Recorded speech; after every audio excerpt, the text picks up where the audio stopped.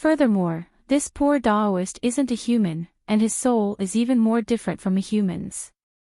There's no way this poor Taoist can take on a human form that looks exactly like you.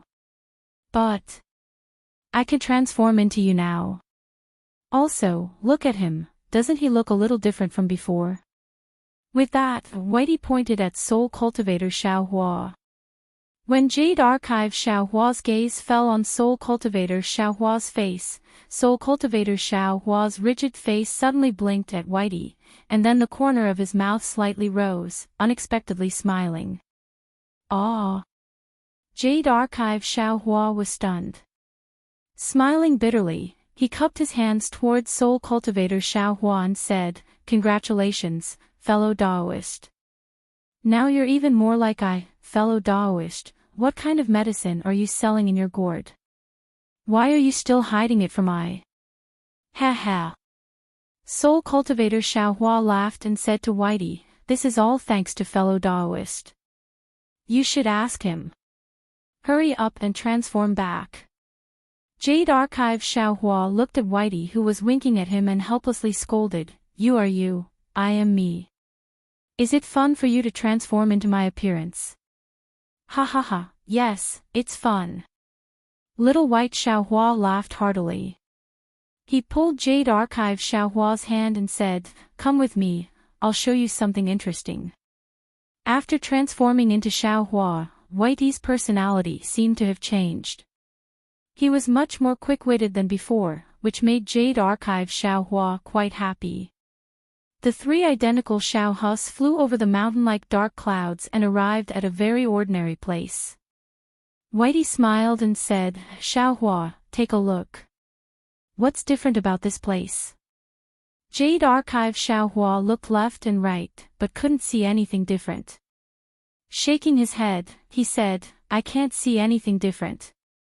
"Ah, I knew it. He definitely can't see it." Whitey laughed and clapped his hands, looking at Soul Cultivator Xiaohua. Soul Cultivator Xiaohua said unhappily, "If I can't see it, he can't see it either." Soul Cultivator Xiaohua opened his mouth, and a strand of soul flew out of his mouth. Whoosh! A dark green light flashed, and a dozen or so strands of soul came out of the dark cloud. "Xiaohua, come with this poor Taoist and take a look." Whitey rushed over and landed right in the middle of the soul strands. Its entire body once again transformed into its dragon form. As soon as the soul strands were retracted, Whitey immediately disappeared into the dark clouds. The lightning and the broken strands did not stop it. "Oh." Jade Archive Xiaohua looked at Soul Cultivator Xiaohua and asked, "Can it be that we can only enter through these soul threads? Are the other places the same?" Soul Cultivator Xiaohua nodded. "That's right. Whitey has been hovering under the dark clouds for many days, and only then did he discover the secret inside. You'll know everything once you enter." "Okay." Jade Archive Xiaohua didn't ask any more questions. His body floated up and landed in the middle of the soul threads. The soul threads were like antennae, and Jade Archive Xiaohua immediately entered the dark clouds. The surface of the dark clouds was the same as the layers of the 9 heavens of spirit origin. They were all made of soul threads, but the soul threads here were somewhat black and mixed with lightning. When Jade Archive Xiaohua passed through the surface of the dark clouds, his vision turned dark. This place was different from the 9 heavens of spirit origin. However, when Jade Archive Xiaohua looked up again, there was a faint light of the moon and stars in the darkness. Borrowing this light, Jade Archive Xiaohua saw that this was a curved space. "Xiaohua, come up." Whitey's voice came from the top of the space. Jade Archive Xiaohua obeyed and flew up. It was very strange. This space was different from the 9 heavens of spirit origin. One didn't need to rely on the depth of a soul cultivator to fly high. Moreover, as Xiaohua flew higher, the space around him became bigger and bigger. After flying for a while, Jade Archive Xiaohua still couldn't see Whitey's figure. However, waves of coldness inexplicably emerged from the surroundings. This coldness was like a cold wind blowing on Jade Archive Xiaohua's body, making his muscles and bones weak. Moreover, after flying for a while, Jade Archive Xiaohua felt even more limp and numb, making Jade Archive Xiaohua feel very uneasy. How is it? Whitey's dragon body appeared about 10 zhang above Xiaohua's head. Do you feel like you're going to be blown away? Indeed. Jade Archive Xiaohua didn't hide it. If I fly any higher, I won't be able to bear it. Look at that place again. Soul Cultivator Xiaohua also flew up and pointed his finger at a distant place. In the night sky, which looked like the mouth of a well, there were 2 faint green lights. One was like a half moon, the other half was blocked by the edge of the night sky, and the other half was a complete star shape. Spirit, looking at the moon shape in the distance, Jade Archive Xiaohua felt something and nodded. This is the green seal character, Spirit. That's also the green seal character, Spirit. Soul Cultivator Xiaohua didn't find it strange. He pointed at the green seal character that looked like a star and said, "This should also be one of the 9 heavens of spirit origin, but I don't know why it's so strange." It's more than strange. Whitey hurriedly said, "It's simply strange." Oh right, Xiaohua, do you remember when I told you that your meridian condensing heaven might be sealed? And I naturally remember. Jade Archive Xiaohua nodded. At that time, I had a feeling of oppression, an intuition that I couldn't break through the barrier between the 2 heavens. But I could. I tested it a little with him and found that although there was an extremely oppressive feeling, the barrier between the 2 heavens could still be broken through. That's why I told you that I was wrong. Indeed. Jade Archive Xiaohua seemed to have understood what Whitey wanted to say and nodded with a smile. But when I followed him to the meridian condensing heaven, there was this dark cloud above our heads. All the oppressive, dense, and sealed feeling from before came from this dark cloud. Whitey explained again, I stayed here with him for a long time, but I couldn't find the secret inside. Therefore, he went to cultivate and comprehend the bone joints, and I searched here. I don't believe that there's something in this world that I don't know. Whitey's eye was extremely similar to Xiaohua's. Jade Archive Xiaohua almost laughed out loud. But, I searched for a long time, but I couldn't find it. But just a few days ago, the entire dark cloud suddenly boiled and swelled, and an extremely bright light of the stars and the moon came from the place where we came in. Little White said proudly, as such, I hurriedly flew over and found that there was a crack there. Just as I arrived, the crack started to shrink, and by the time he arrived, the crack had already disappeared, and not a single hole could be seen. Fortunately, he could use the soul strands to guide the soul strands out, and when I touched those soul strands, my whole body immediately shrank and was pulled in. After I came in and was illuminated by the light of the stars and the moon, I could transform into your appearance. Chapter 3399. I can also smile now. Soul Cultivator Xiaohua also said with a smile.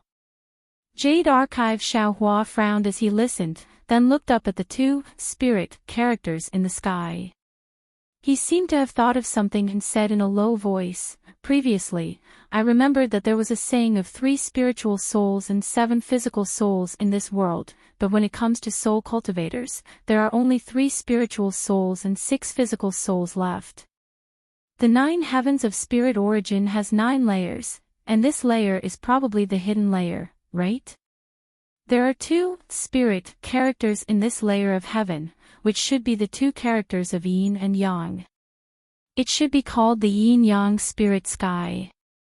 This layer of heaven has stars all over the sky, so it's also very good to call it Star Splendor Heaven. Soul Cultivator Xiaohua suggested again. Jade Archive Xiaohua didn't care about the name of this layer of heaven, but he asked curiously, however, within the 6 heavens of spirit soul, there are 50 green seal characters in each layer. Why is there only one in this layer of heaven? Could it be that this is one of the 12 missing green seal characters? Soul Cultivator Xiao Hua also frowned. I'm afraid so. Jade Archive Xiao Hua nodded. This spirit character is not simple. When Little White arrived here, he could use his spirit to transform into a spirit soul, and fellow Daoist also has a spirit. As for just now, I also felt as if I was enlightened. The reason why my human race is the spirit of all living things is probably because of this double spirit sky, right? Extremely so. Soul Cultivator Xiao Hua said with a smile. Others who cultivate the 9 heavens of spirit origin can't see the situation of each layer of heaven, so they naturally can't sense this star splendor heaven. As for our opportunity, Little White really found this place based on his feelings. That's right, it's an opportunity. Jade Archive Xiao Hua sighed. The vibration just now was probably because I advanced to the nascent soul stage and caused a phenomenon in the sky. This double spirit sky had its own changes, so Little White discovered something strange, right? This is Xiao Hua's opportunity, and also the opportunity of all fellow Taoists. At the same time, it's also I's opportunity. Little White said with a smile, when I flew in, there was a lot of heaven and earth spirit energy, abnormally abundant. Moreover, the starlight in this heaven and earth spirit energy was very bright, flashing like fluctuations. Jade Archive Xiao Hua smiled and said, I formed the nascent soul in my lower dantian and attracted the spiritual energy of heaven and earth. The double spirit sky should be able to sense it. However, the soul cultivator Xiao Hua said, that day in the void, there were only fluctuations. It was more like the fluctuations attracted the star power, which was why the heaven and earth spirit energy was produced in star splendor heaven, right? Left and right are the spiritual energy of heaven and earth. One of you is called the first stage of the spirit heaven, and the other is called the star splendor heaven. Don't you think it's boring? However, I feel that this place is different from the other heavens. Little White was disdainful of the disagreement between the two and grinned. The bottom of this place is extremely narrow, almost inaudible, and the top is extremely wide, like a tree root deeply rooted in the ground. How can you still call it heaven? Hearing this, Jade Archive Xiao Hua thought about the Bodhi tree next to the exquisite temple.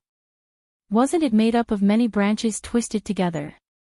And how many roots had penetrated into the foothills? Thinking of this, Jade Archive Xiao Hua suddenly had a flash of inspiration and said with a smile, if that's the case, why don't we call it spiritual root? No, it's too vulgar. It doesn't sound as good as star splendor heaven. Soul cultivator Xiao Hua immediately objected. Besides, the spiritual energy of heaven and earth here is much more than spiritual light. If you want to call it spiritual root, you have to call it spiritual root. Hearing Soul Cultivator Xiao Hua mention the spiritual energy of heaven and earth, Jade Archive Xiao Hua suddenly became happy again. He clapped his hands and said, what fellow Taoist said is right. Just as I advanced to the nascent soul stage, there was spiritual energy of heaven and earth here. In other words, I can rely on whether or not this place can sense the spiritual energy of heaven and earth, and then judge whether or not others can sense the spiritual energy of heaven and earth, and then judge whether or not they can cultivate my Tao sex cultivation method. Fellow Taoist, if this place isn't called spiritual root, then what is it called? Forget it, do as you wish. Soul Cultivator Xiao Hua couldn't stand Jade Archive Xiao Hua said, you have the final say. If you call it spiritual root, then it is spiritual root. If you call it spiritual aura heaven, then it is spiritual aura heaven. If you say you can judge whether or not a cultivator can cultivate, then you can judge whether or not others can cultivate. It has nothing to do with I. Don't. Jade Archive Xiao Hua pulled Soul Cultivator Xiao Hua and said, how does it have nothing to do with you? I am Xiaohua, and you are also Xiaohua. With me, Xiaohua, in this world, who dares to bully and humiliate the Tao sect? You also have a part of the responsibility here. How about this? You carefully think about whether or not you can find a cultivation method to judge whether or not a mortal spiritual root can sense the spiritual aura of heaven and earth. How about it? Here. Soul Cultivator Xiaohua was about to refuse, but looking at Jade Archive Xiaohua's smile that wasn't a smile, he said very dejectedly, "All right. Since I's soul bridge and that green seal text called Cleansing Heaven and Washing Earth have already been practiced, I will help you take a look." "Many thanks, fellow Daoist." Xiaohua bowed and said, "When I's nascent soul is formed, I will ask fellow Daoist to go out for a walk." This is what fellow Daoist said. "I want to be the first to go out and take a look." Soul Cultivator Xiaohua unexpectedly laughed like a little fox. Jade Archive Xiaohua suddenly had a feeling that he had fallen into a trap. Humph. Jade Archive Xiaohua pretended to snort coldly. How effective is that green seal text of Cleansing Heaven and Washing Earth? I will let fellow Daoist know. Soul Cultivator Xiaohua said with a smile, "This green seal text is like lightning, thunder, clouds, and rain. It is precisely used to break all the talismans of soul cultivators in the world. If you practice it to a profound level, any kind of imprisonment, any kind of seal can be broken." Good. Jade Archive Xiaohua's face had a slight smile, and he said again, "Actually, the discovery of spiritual roots doesn't mean anything to you and me, but it has a great impact on the development of the world's Tao. Now that the spiritual aura of heaven and earth has changed greatly in the Dawn Rain continent, all the Tao of disciple selection is ineffective. If we can rely on this spiritual root to select a disciple, you and I will have done a great deed." "Yes, I understand." Soul Cultivator Xiaohua seemed to have sensed Jade Archive Xiaohua's displeasure, and he hurriedly said with a smile, "Right now, we are only at the spiritual root, so what do the tree trunks, branches, and leaves look like?" While Jade Archive Xiaohua and Soul Cultivator Xiaohua were talking, Little White was not interested. It just raised its head to look at the starry sky, looking at the two spirit characters, and muttered to itself, "I really want to fly up and take a look." "Little White," Jade Archive Xiaohua said with a smile, "since the spirit character is an incomplete green seal text, it must be hidden in a dangerous place. Right now, our cultivation is limited, and it is not enough to get close to the green seal text. In the future, when our cultivation deepens, we will definitely be able to go and take a look one day." Alas! Unexpectedly, Jade Archive Xiaohua's comforting words did not make Little White smile, but instead made it sigh, "I actually envy you humans. Just the soul alone contains such a great mystery. I really don't know how you humans obtained the favor of heaven and earth. And my soul doesn't seem to have such a mystery." Little White's eye naturally made Jade Archive Xiaohua think of the debate he had with Ao Shui and old monster Ji Feng about who was the wisest of all living things. Whether it is a human, a demon, or even a spiritual flower or spiritual grass, they are all the heavenly bell. They all have their own value of existence, and each has its own strengths and weaknesses. Everyone is a spiritual object of heaven and earth, so why should we care about who is the wisest of all living things? Jade Archive Xiaohua could only put it this way.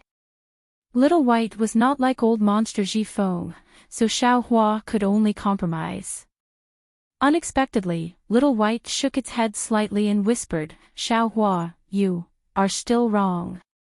"I am wrong." Jade Archive Xiaohua stared blankly, somewhat unable to understand Little White's words. "Where did I go wrong?"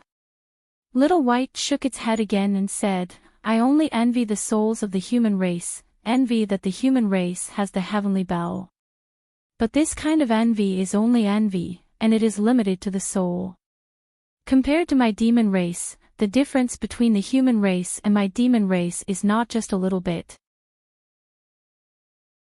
Soul Cultivator Xiaohua instigated, why don't we play with future Buddha's orthodoxy? Fellow Taoist, you now have so many fellow Taoists. Ouch, that's right. The Jade Archive Xiaohua understood that Soul Cultivator Xiaohua's thoughts were exactly what he was thinking. However, because he was thinking too much, he didn't think of these details. This poor Taoist doesn't need to shave his head, but the Buddha's Sarira can shave it. That guy originally practiced Buddhism, he should be willing to shave his head, right? Farewell, fellow Taoist. Jade Archive Xiaohua cupped his hands and retreated from the mysterious dark clouds. In front of him was the steaming hot spring in the snow. Xiaohua was hesitating whether to escape or not, but he found the mystery of the spiritual route in the mysterious dark clouds, which delayed him.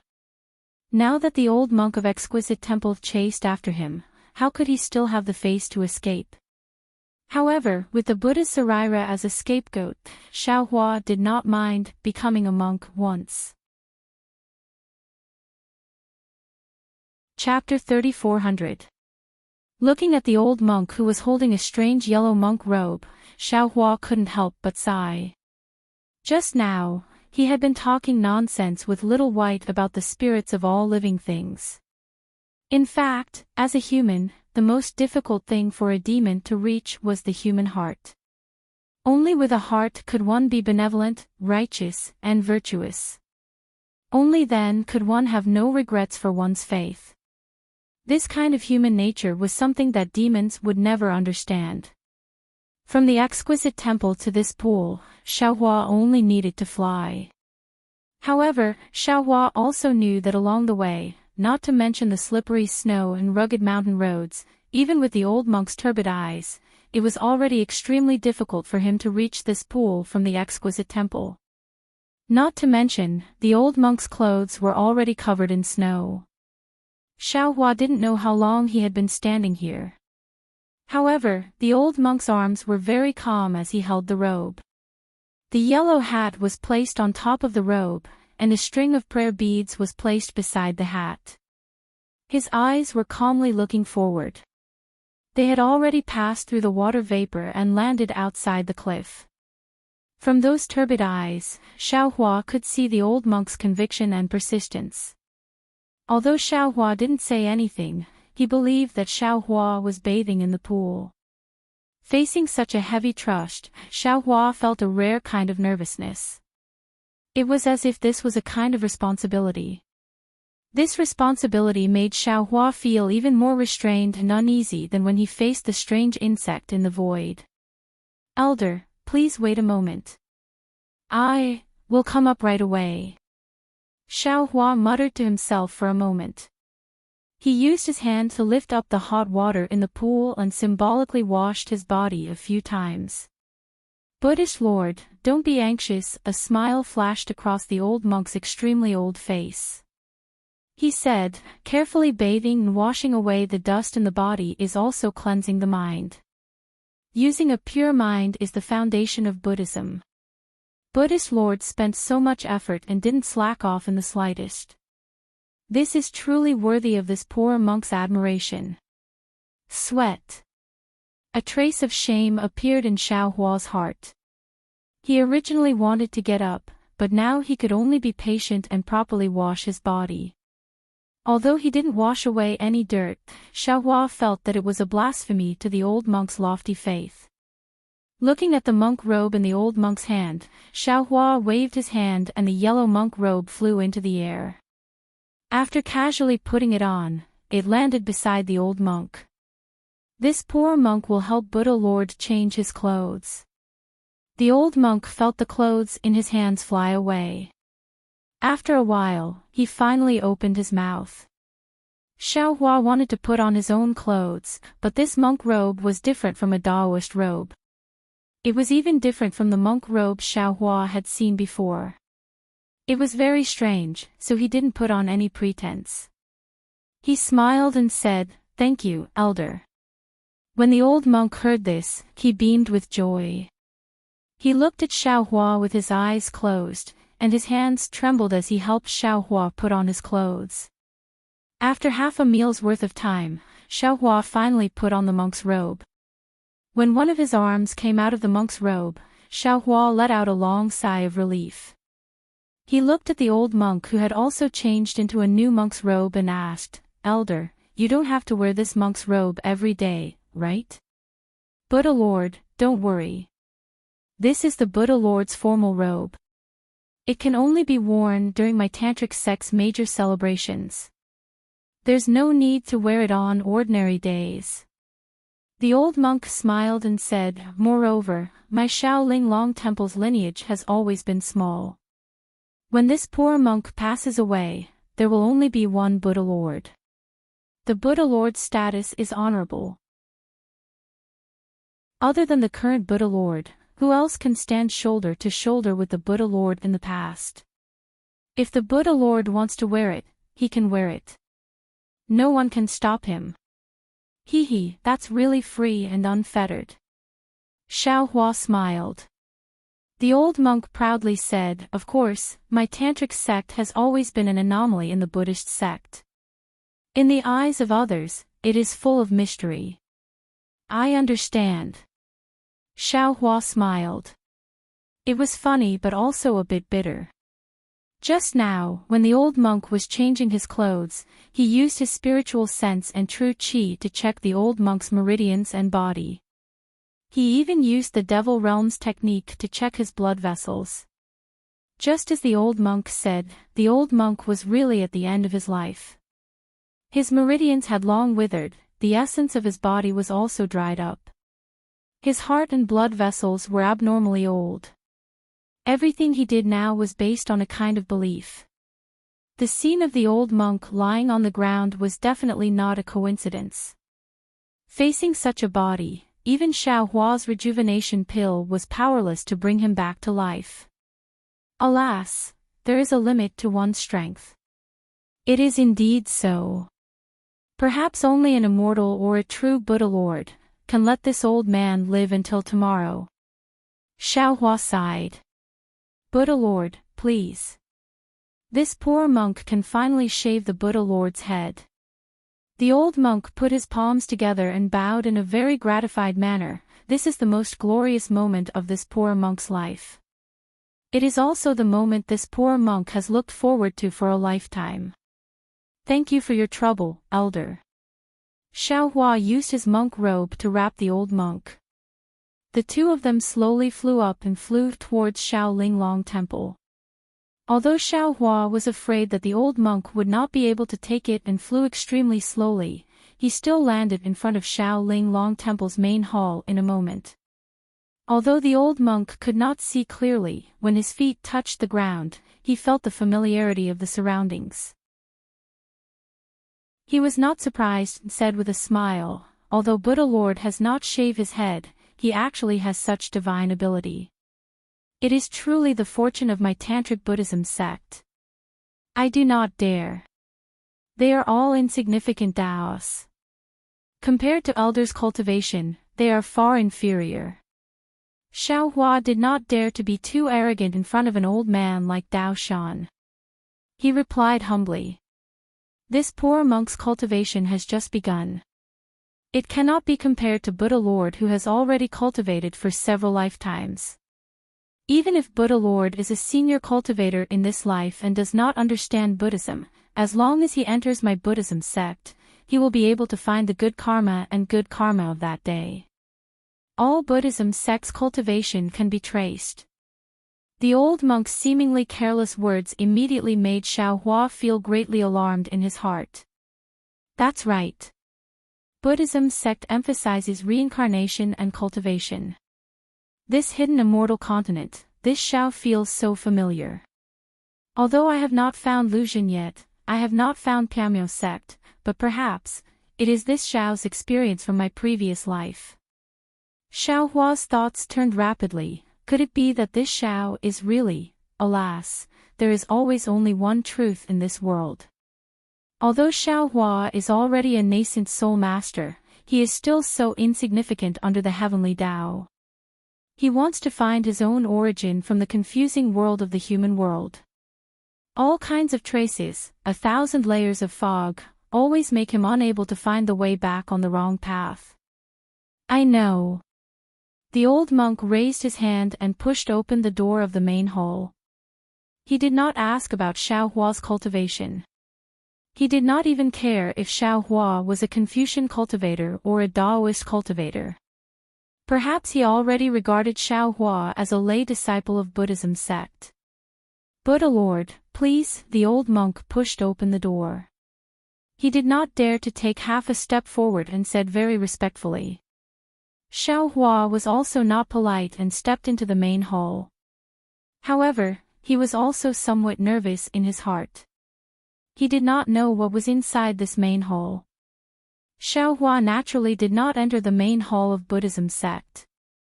However, he saw many Buddhist shrines and Buddha statues in the ruins of Buddhism sect. Even in his memory, there was once a golden statue of Buddha. However, this Shaolin Long Temple was a branch of Tantric Buddhism. Moreover, it was built 10,000 years ago to wait for him, the so-called future Buddha Lord. How could Xiaohua not be curious? The whole main hall was empty, but it was also abnormally clean. Xiaohua raised his eyes and saw a 10-feet golden body. This golden body was abnormally fat, with a bare chest and a very warm smile on its face. What was special was that on both sides of its belly, which was bigger than 10 months of pregnancy. In its left hand was a small bag, and in its right hand was a thick prayer bead. Moreover, this golden body was casually lying there. It was not standing like an ordinary golden body of Buddha Lord. It was also not like when Xiaohua first formed Buddha Sarira with one hand pointing to the sky and the other pointing to the earth. This is the future Buddha Lord. Xiaohua saw that the golden body of Buddha inside was not too different from what he had imagined. It was the same as what he had seen in the ruins of Buddhism sect. Unconsciously, his heart was slightly calmed, a kind of inexplicable calmness. In front of the golden body of Buddha, there was only an ordinary incense table. On it, 2 thick red candles were lit. In the middle of the red candles, there was a small fist-sized incense burner. On the incense burner, there were 9 red incense sticks, each as thick as a thumb. The incense burner was not big, so the 9 incense sticks had already completely filled the incense burner. At this time, it should be because the old monk had waited for Xiaohua for too long, the incense sticks had almost burned to the end. In front of the incense table, there were 2 ordinary praying mats. Although they were somewhat old, one of them was particularly worn out. Before the praying mat, there was no Buddhist weapon such as a wooden fish. There was only a small box, half of which was covered by a bright yellow silk. When Xiaohua stopped to look, the old monk had already shakily walked to the praying mat. He knelt on the praying mat, kowtowed, and recited, Namo Maitreya Buddha, disciple kowtows to Buddha. Disciple has waited under the green lamp for nearly 100 years. Now, I finally welcome Buddha Lord's flesh in this life. Disciple is fortunate to be able to shave Buddha Lord's flesh today. May Buddha Lord send down the auspiciousness of 100,000 worlds to bless Buddha Lord's flesh. Disciple is willing to use my broken body to help Buddha Lord cross the tribulation in this life. Immediately, the old monk respectfully kowtowed 9 times with his head on the ground. His mouth was also chanting, and at this time, Xiaohua was once again bewildered. After a full half cup of tea's time, the 9 incense sticks finally burned to the end.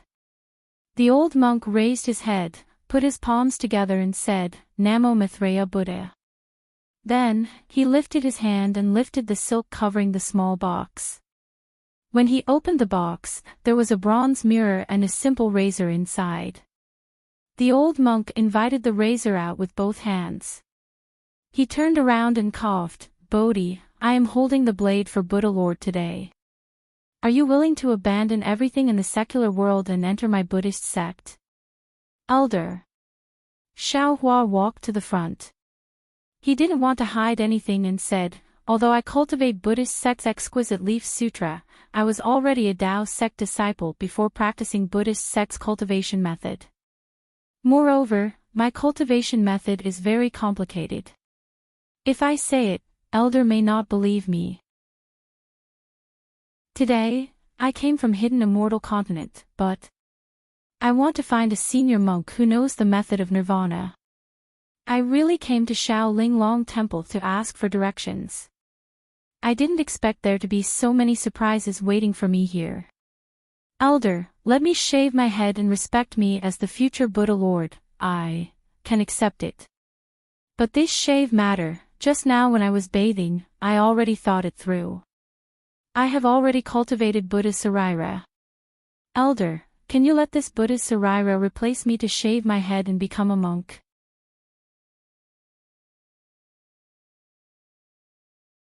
He really wanted to tell the old monk that whether it was shaving one's head with a Buddha Sarira or shaving one's body, they were both just shaving. Buddhism equalized all living things, so Buddha Sarira and the body should also be equal.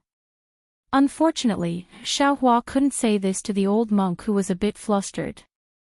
He could only wait until the old monk calmed down a bit. Or perhaps he wouldn't have the chance to say this to the old monk in this lifetime. This time it took longer than last time. Only then did the old monk's words become orderly. Lord Buddha, if that's the case, Lord Buddha's shave should actually be done in the Thunderclap Temple and personally presided over by the current Lord Buddha. Disciples' cultivation is shallow.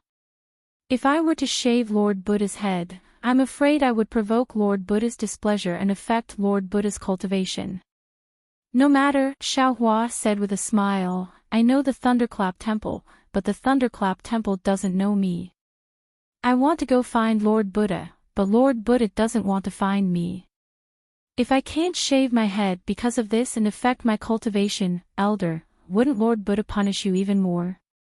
Hee, Lord Buddha's words are reasonable.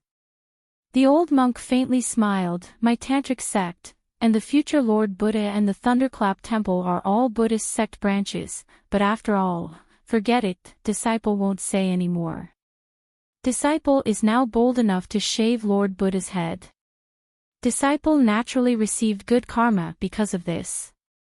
It's extremely beneficial to disciple's cultivation in the next life. Disciple thanks Lord Buddha for the gift. After saying that, the old monk respectfully bowed to Xiaohua again. Xiaohua smiled and raised his hand to help the old monk up, saying, Elder has been cultivating bitterly here for 100 years. Now is the time for this seat to repay you. This is what Elder should have received. If possible, this seat is willing to bring this honor to all the branches of Xiaolinglong Temple. Disciple represents my Xiaolinglong Temple to thank Lord Buddha for the gift. The old monk was overjoyed, trembling with joy. Originally, disciple wanted to tell Lord Buddha clearly after Lord Buddha's head shave. Now that Lord Buddha has already refined Buddha's Sarira, Lord Buddha only needs to use the Sarira in the Buddha's head hall of my Xiaolinglong Temple. That will be the glory of my Xiaolinglong Temple. What? Xiaohua was shocked, almost inconceivably saying, refining your Sarira is a gift to you. Is this the glory you've been waiting for? That's right. It's exactly so. Lord Buddha only needs to integrate the Sarira into Lord Buddha's Sarira. That will be the greatest gift to us. The old monk was very sure, after disciple shave Lord Buddha's head, disciple will go to the west. Lord Buddha, please cremate disciple's remains and use the Sarira inside. Disciple can wait for Lord Buddha in this life, help Lord Buddha shave Lord Buddha's head, and then integrate the Sarira with Lord Buddha's Sarira. Lord Buddha's light will be able to refine disciple's karma. Disciple will definitely be able to achieve Buddha's fruit with a karmic and unobstructed heart after reincarnation. So that's how it is. Xiaohua somewhat understood, but he still hesitated. This seat has never read Buddhist scriptures. Previously, I have also seen the cultivation method of the great strength Vajra Dharma body. It is a selfish act of swallowing other people's sarira to strengthen oneself. Could it be that this eats Buddha's sarira is different from this cruel cultivation method? Naturally, there is an essential difference.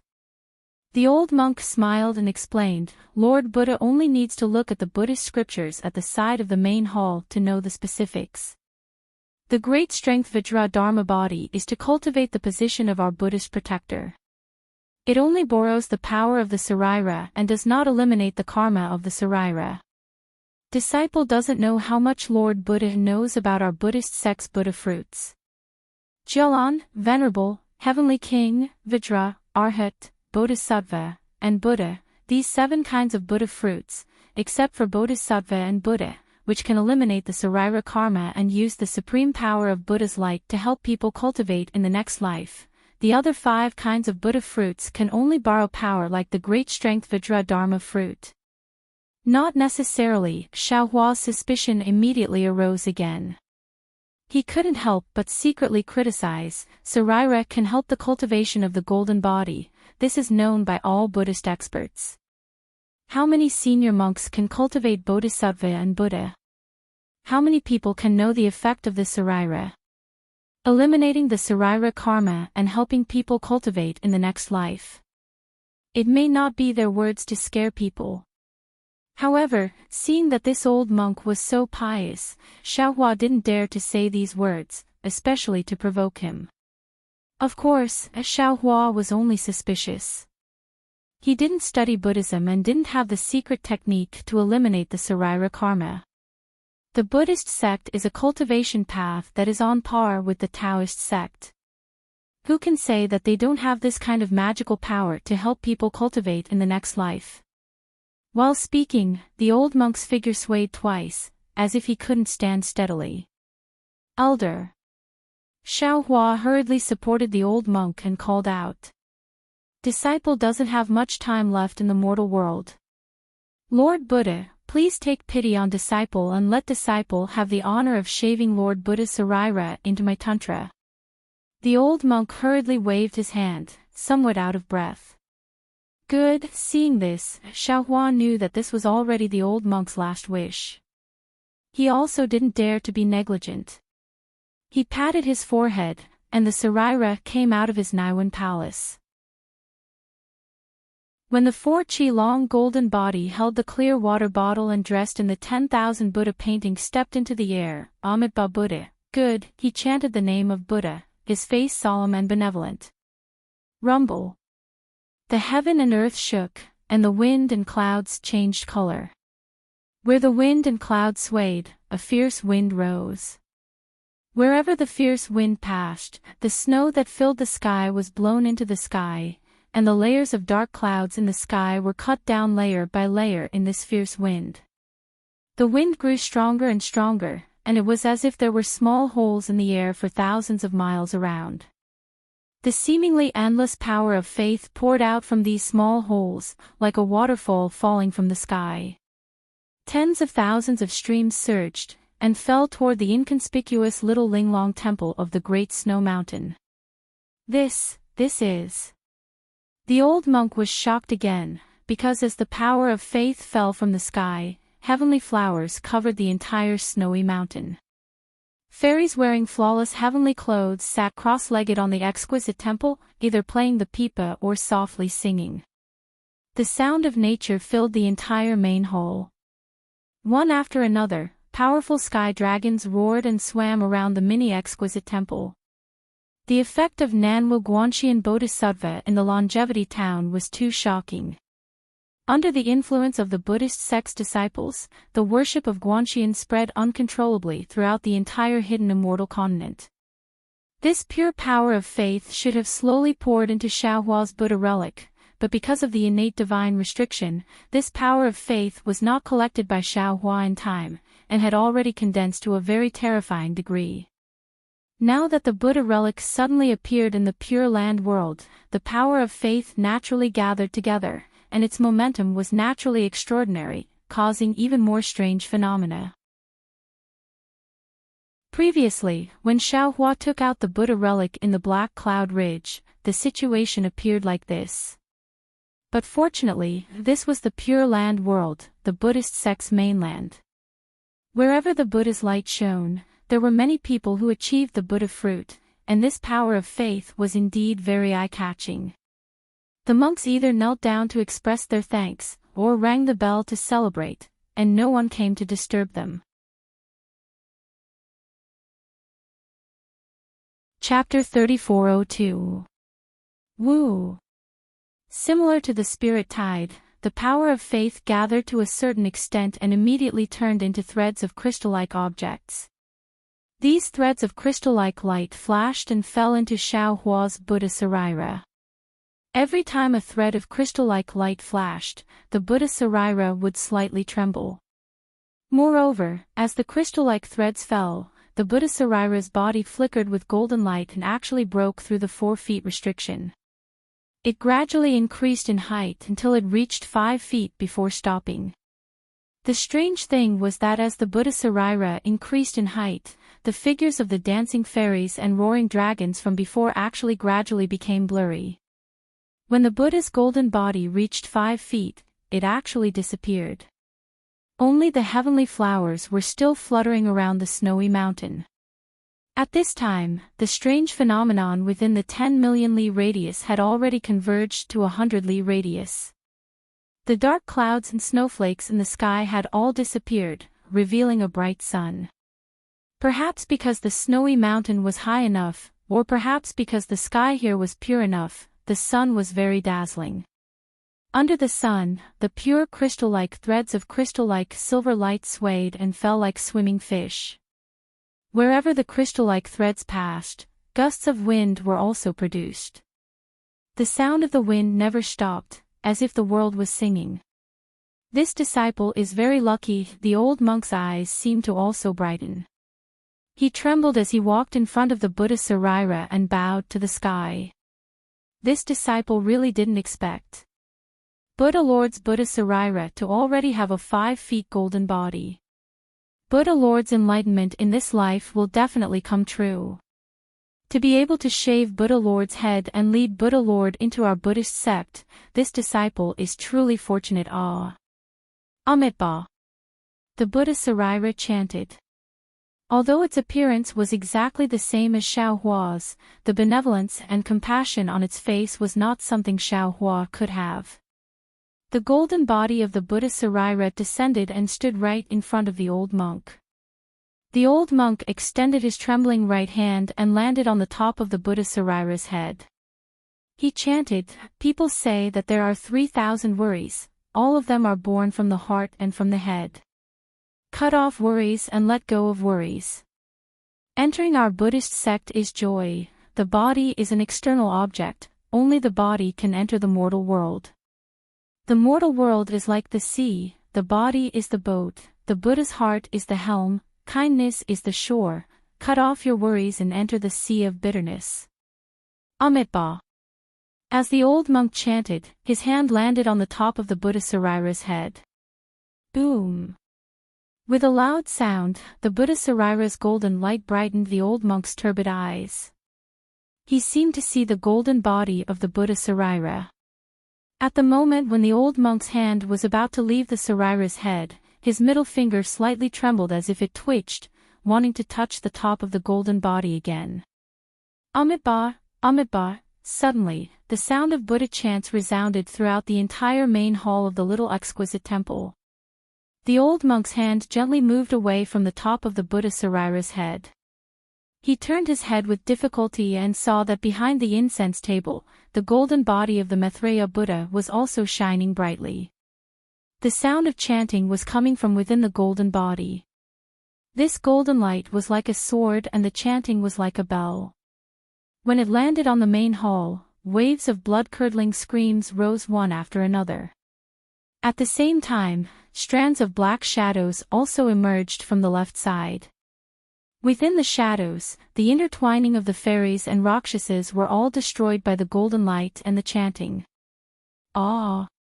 The old monk covered his chest with one hand.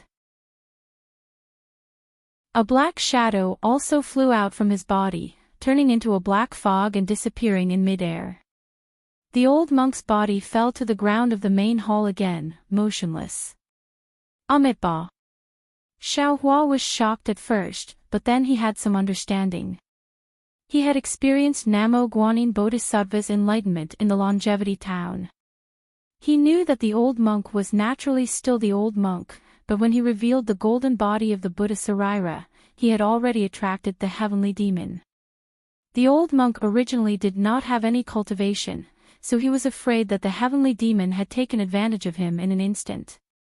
Just now, the heavenly demon probably wanted to have evil thoughts about him, but just happened to encounter the golden body of the Maitreya Buddha that was enshrined in the little exquisite temple, so it was defeated. Xiaohua had some understanding, but Xiaohua did not know. The Buddhism sect was not like the Taoist sect, and the old monk was not like Dao Shan. The Buddhism sect did not need to refine any Buddhism sect's cultivation method. As long as one chanted the Buddhist scriptures every day, even if one did not have the strength to truss a chicken, in front of the heavenly demon, they would be comparable to a warrior wearing full armor. It was impossible for them to be used by ordinary heavenly demons. Although the old monk had one foot in the grave, his life of faith was steadfast, waiting for the Buddha Lord to come.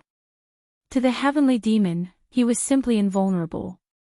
However, why was the heavenly demon able to take advantage of the old monk's weakness at the last moment of his life? This was not something that Xiaohua could understand at this time. And what made Xiaohua even more surprised was that when the old monk fell to the ground, a black shadow with a wisp of arrogant laughter flew out from the old monk's body. Finally, a voice with a hint of unwillingness and anger flew out from the old monk's body. Namo Guanyin Bodhisattva's golden body. There is actually the cause of Namo Maitreya Buddha. This is really beyond my expectations. Damn it, this is all the old bald donkey's scheme. Today, I fell into your trap, so consider yourself Buddha is 1 foot higher. Maitreya Buddha, I will return. At that time, I will let you know what it means to be 10 feet higher than the devil. Hiss. Xiaohua's corporeal body naturally didn't see this scene. His golden body, which was already 5 feet tall but was almost completely empty inside, had long seen this scene clearly. The primordial spirit inside the Buddha's relic instantly understood and almost sucked in a breath of cold air. Buddha and devil are indeed everywhere. If there's good, there's evil. If there's light, there's darkness. This heavenly devil is so formless that it actually sneaked into my corporeal body before I achieved enlightenment.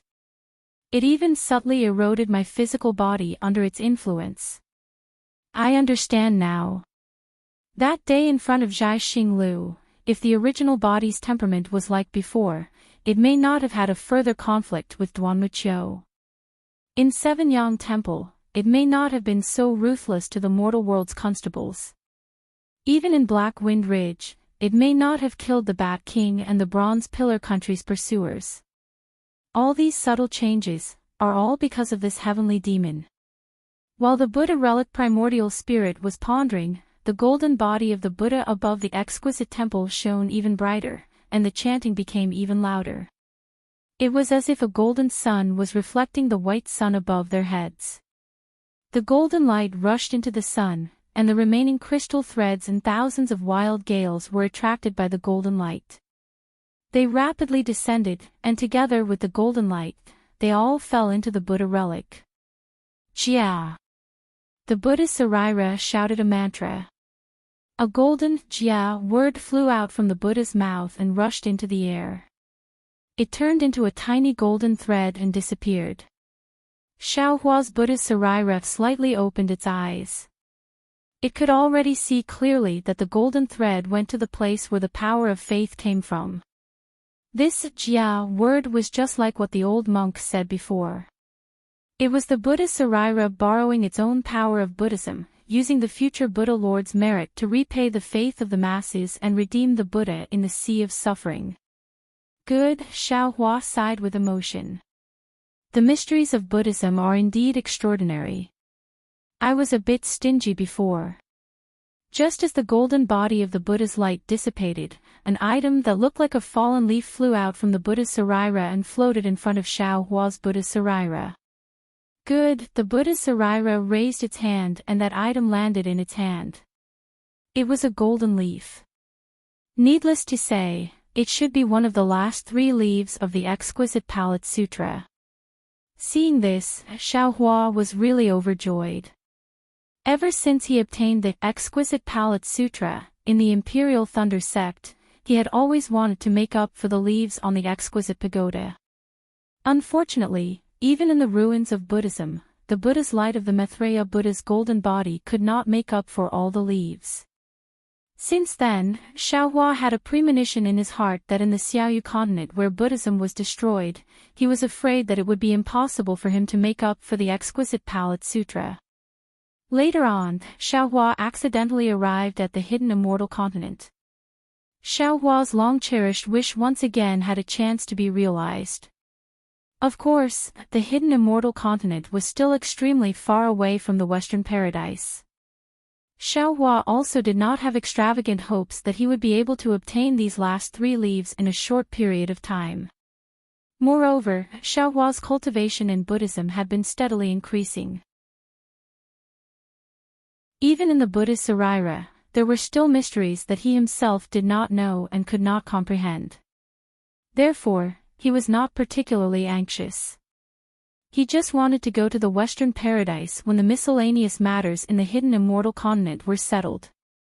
First, he would deal with the matter of Jiang Luer's death, and then slowly look for clues about the leaves.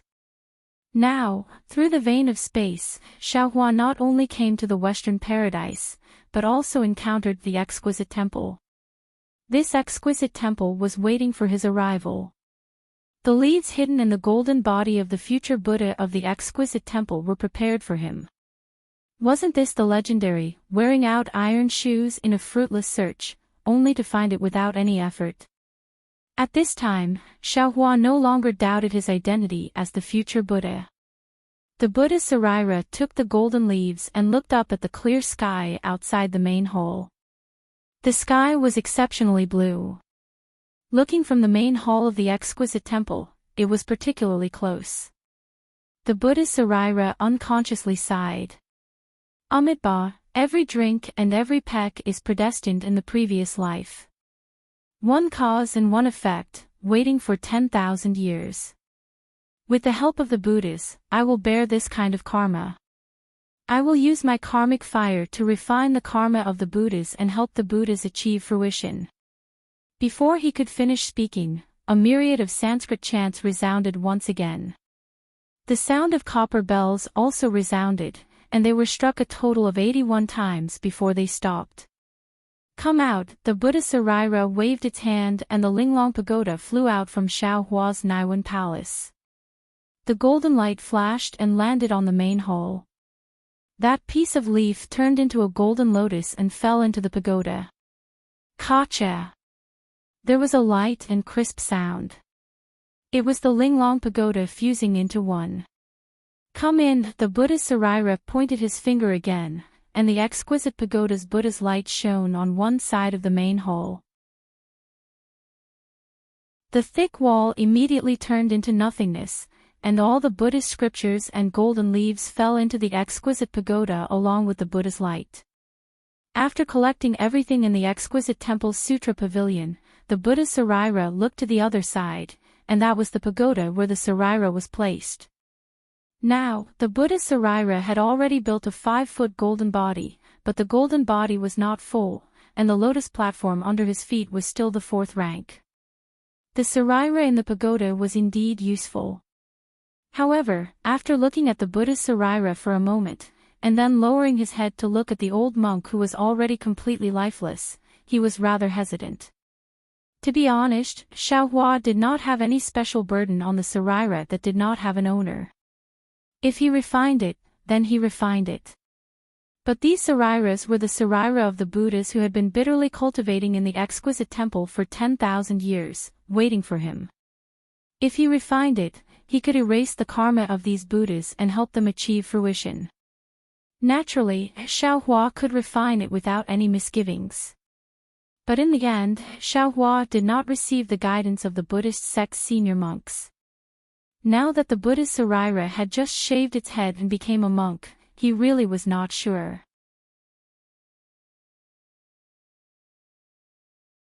Chapter 3403. Forget it, this Xiao will take it first. Looking at the old monk lying on the ground with a serene face, Xiaohua couldn't help but feel heartache. This kind of thing had happened several times already, making him feel very uncomfortable. He always felt that in this world, good people rarely have good karma, and evil people live a long life. Army. In a trance, the Buddha's relic chanted the incantation, and the bull-sized golden character fell on the old monk's body. The golden light dispersed, but the old monk's soul didn't come out. The Buddhist 9 syllables incantation didn't have any effect on the old monk, which made Xiaohua quite surprised. Lin. Immediately after, the Buddha's relic chanted the incantation again, and as Xiaohua expected, the old monk's soul still didn't come out. Alas, the old monk bitterly cultivated for a lifetime, but in the end, he was still delayed by this king. Xiaohua sighed, feeling that because he became a devil, he was implicated, causing the old monk's soul to be unable to escape from the hands of the heavenly devil. It seems that if this old monk wants to reincarnate, this king will really have to use the secret technique of the tantric sect to refine the old monk's relic. But, how can I take out the old monk's relic? Moreover, if I want to walk in the Pure Land, it will be troublesome if I don't understand the language here. Let's see what is recorded in the exquisite temple's Buddhist scriptures first. The Buddha's relic waved its hand, and a Buddhist light shot out, and the pagoda in the main hall was also absorbed into the exquisite pagoda. After the exquisite pagoda and the Buddha's relic were absorbed into the exquisite pagoda, Xiaohua looked at the old monk lying on the ground and was very puzzled. The old monk might not be able to live until tomorrow, but after all, there was a big difference between him and his death today. The old monk should have a lot of instructions for Xiaohua. These instructions could only be taught after Xiaohua shaved his head. Now that the old monk was gone, Xiaohua was once again in the dark. However, Xiaohua was already used to this kind of exploration. He very familiarly had the Buddha's relic take out the Buddhist scriptures that had just been absorbed into the exquisite pagoda, and he himself put the old monk's corpse into the small universe bag, and slowly walked out of the main hall. The seal of overturning the sea above the Shaolin Long Temple had already been withdrawn when Xiaohua entered the main hall. Now, the bright and dazzling sunlight shone directly into the small courtyard. The sunlight was extremely bright. Although Xiaohua was not afraid, he still naturally stretched out his hand and cupped it against his eyes. Just now, he had come in a hurry, and left in a hurry as well. He hadn't looked carefully. Now that Xiaohua's gaze swept over the entire courtyard, he sighed even more. This Shaolin Long Temple was even more austere than the 7 Yang Monastery or even the Jiang Chao Monastery. It seemed that other than the remnants of a fire in the small hut, there were no other traces of people living here. Xiaohua really didn't know how the old monk managed to survive here. After all, Xiaohua didn't see any traces of Buddhist cultivation techniques on him. The sun was very bright. Standing under the sun, Xiaohua didn't feel particularly hot. However, a very strange feeling came from Xiaohua's skin. It was as if he was being roasted, and also as if the wind was blowing. However, there wasn't any wind at this time. The wind and snow from before had disappeared in an instant. 10,000 years ago, there was a senior from the Buddhist sect who set up this place, and even set up the Shaolin Long Temple here. Could it be that they were waiting for me? Xiaohua naturally wouldn't be as pious as the old monk. His thoughts were very simple. Looking at this simple and crude temple, he frowned and pondered. If that's the case, then this Xiao's life experience is naturally within this senior's calculations. This Xiao has been too busy these past 10 days. I actually forgot. While thinking, Xiaohua's mind immediately entered the space. He took out the map of the hidden immortal continent that he had obtained from the star-seizing tower. Without saying anything, he threw it to the green-robed Xiaohua. The green-robed Xiaohua continued to nag, but after being smashed by Xiaohua, he immediately shut his mouth. He obediently took out the jade eyes and hastily checked it. Hey, it seems that the temptation is still very useful. Xiaohua's mind withdrew from the space. He looked at the nascent soul sitting cross-legged in his lower dantian. He was very proud. This nascent soul was very popular at this time. Any primordial spirit that wanted to come out and take a look would use this nascent soul. Unfortunately, the nascent soul realm had not yet stabilized and the nascent soul's body had not yet completely solidified. Otherwise, several primordial spirits would have already started fighting. Of course, if the entire nascent soul was completely solidified, it would only become a late nascent soul realm cultivator. However, for Xiaohua's nascent soul with the Tao of the heavens as its foundation and the green-robed Xiaohua's secret technique, several primordial spirits taking turns to control the early nascent soul to come out for a stroll, could not be considered a difficult matter, right? Xiaohua's mind withdrew. Immediately, news came from the Buddha Saraira. Xiaohua slightly closed his eyes. Subsequently, he nodded and released his Buddhist sense. He found what he was looking for about 999 zhang to the west of the Shaolinglong Temple. Xiaohua was about to use the cloud riding technique. However, just as he was about to move, he stopped. He turned his head and looked at the small house where the old monk was eating butter tea. He quickly walked over and took out a large wooden board. He placed it in front of the main hall. Then, he took out the old monk's corpse from his small chinkuan bag and solemnly placed it on top of the wooden board. Along with Xiaohua's recitation of the rebirth mantra, a strand of Buddhist light once again emerged from the golden Buddha statue and landed on the oil lamp.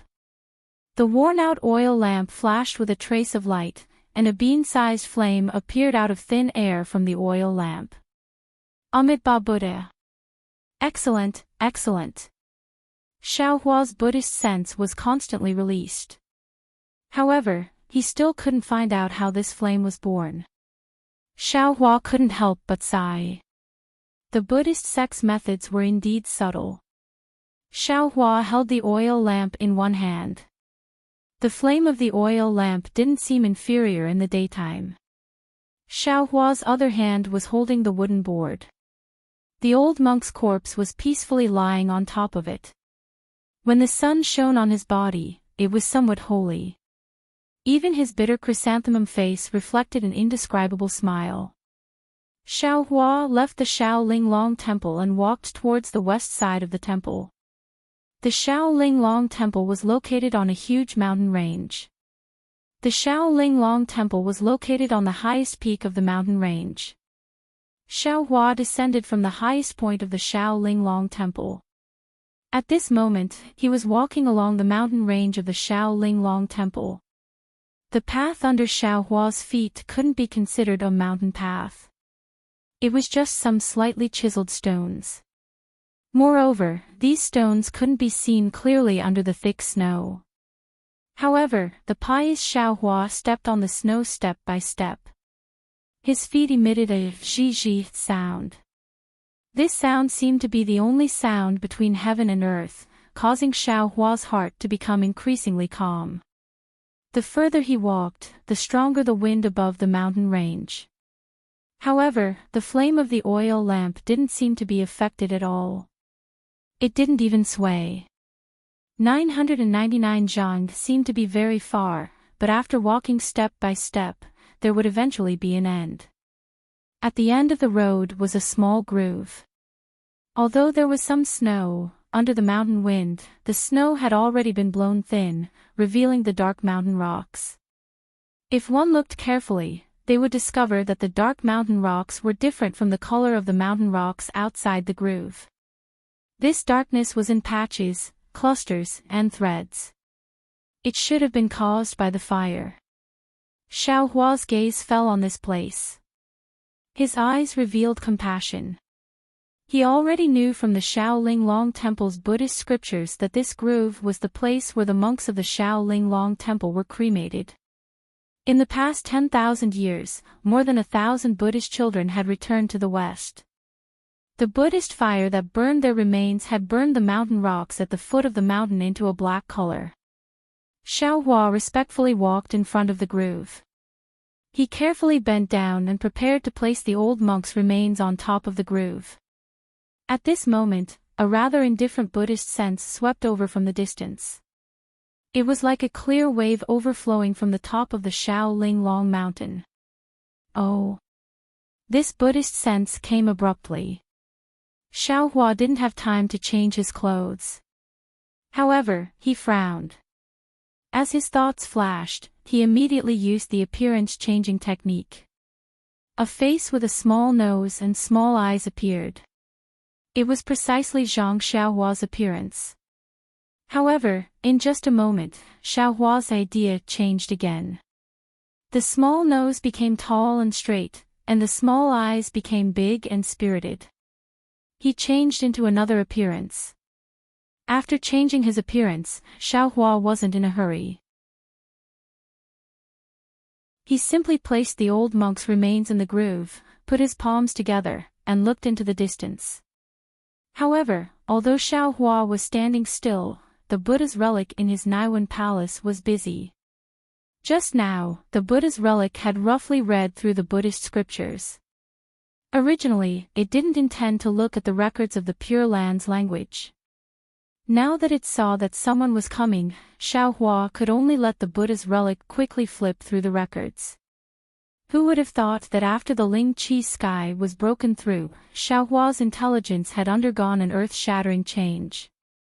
Previously, he had spent a lot of effort to master the language, but in the time it took to eat a meal, he had already made progress.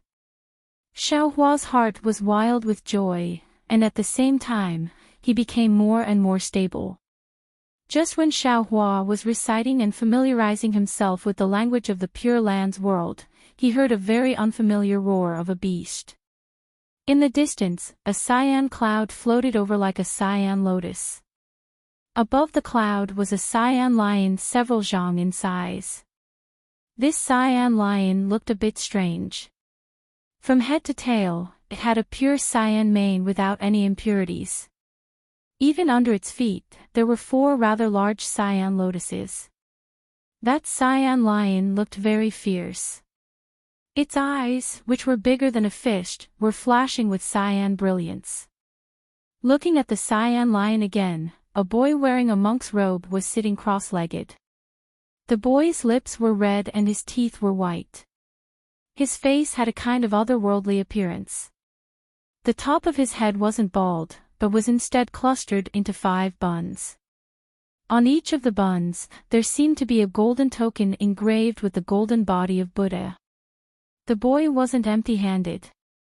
In his left hand, there was a cyan lotus. On the long stem, there was a bowl-sized lotus that was blooming vigorously. The boy's right hand was holding a cyan sword. The sword was plain, and there was nothing special about it.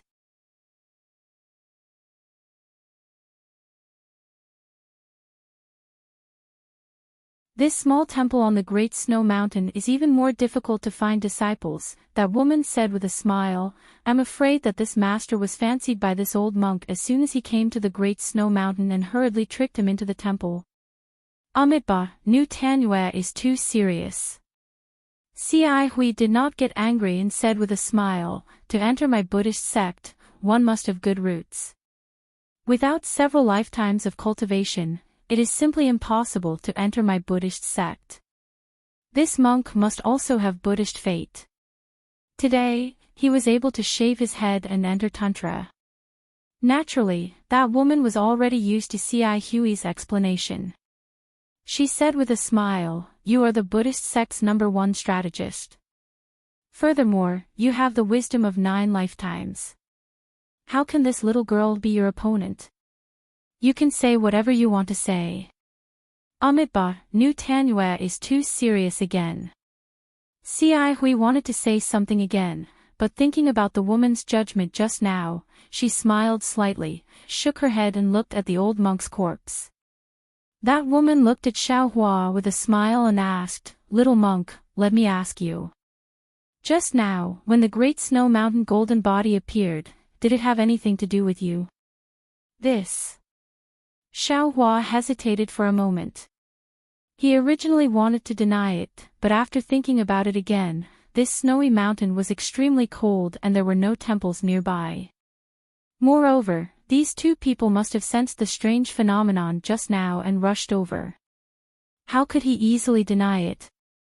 Besides, now he had a completely different face. Even if he revealed his Taoist cultivation, so what?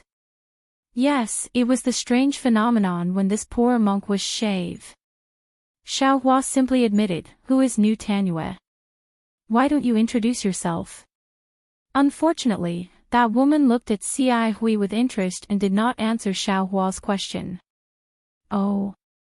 When you shave your head, you have hundreds of miles of psychokinesis on your body."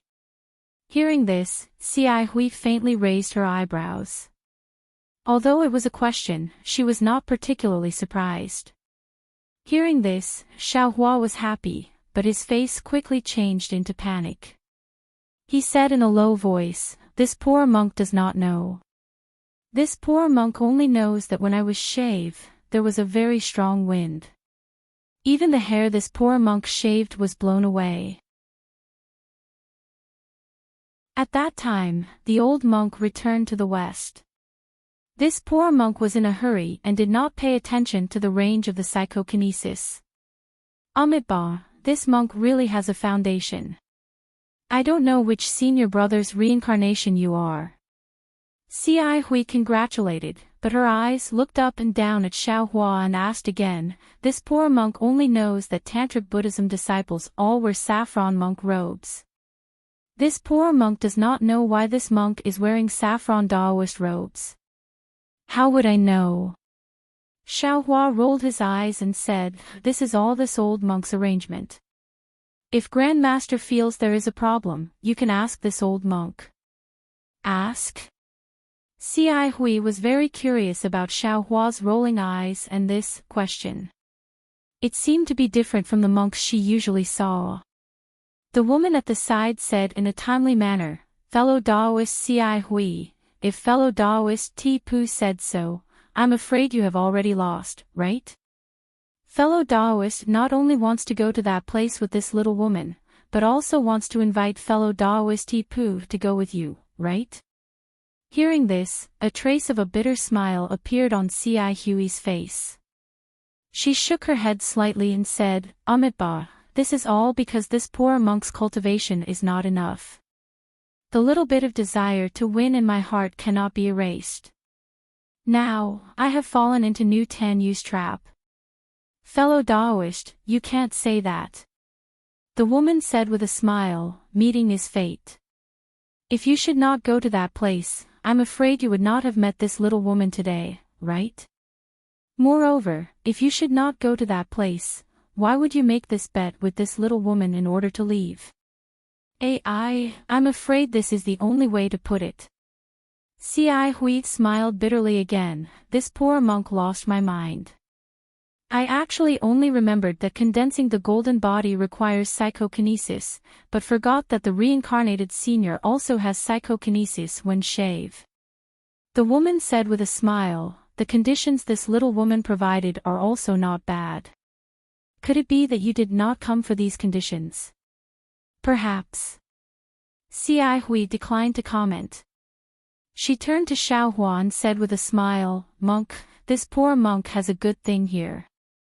When Xiao Hua heard the two of them talking about that place, he immediately lost interest. He had just formed his nascent soul and his Tao realm was not stable. He did not want to go to any dangerous place. What he wanted to do was to find a place to meditate. Moreover, the space meridian above the snowy mountain was unstable. If it was as Sun Jian said, he did not want to pass through the East Sea and South Sea, then he must hurry back to the Xiaoyu continent before the space meridian collapsed. Not going. Xiao Hua shook his head like a rattledrum. Without waiting for Xi Hui to finish speaking, he immediately shouted, "This poor monk still has other things to do. After the old monk's skin is melted and his saraira is taken out, this poor monk will quickly leave this place. Leave this place." The woman's smiling face showed astonishment. "Little master is already a monk in this temple. If he does not cultivate here, where else can he go?" Xiao Hua was speechless. He could not arrogantly say that this temple was built just to wait for him, right? He could not say that this temple had no meaning to exist when he came, right? Lazy little monk. Xi Hui smiled, "Your tantric sect is not prosperous. Now that you have just entered the tantric sect, your master has already returned to the West. Now you also want to abandon the temple and flee. This really makes this poor monk lament."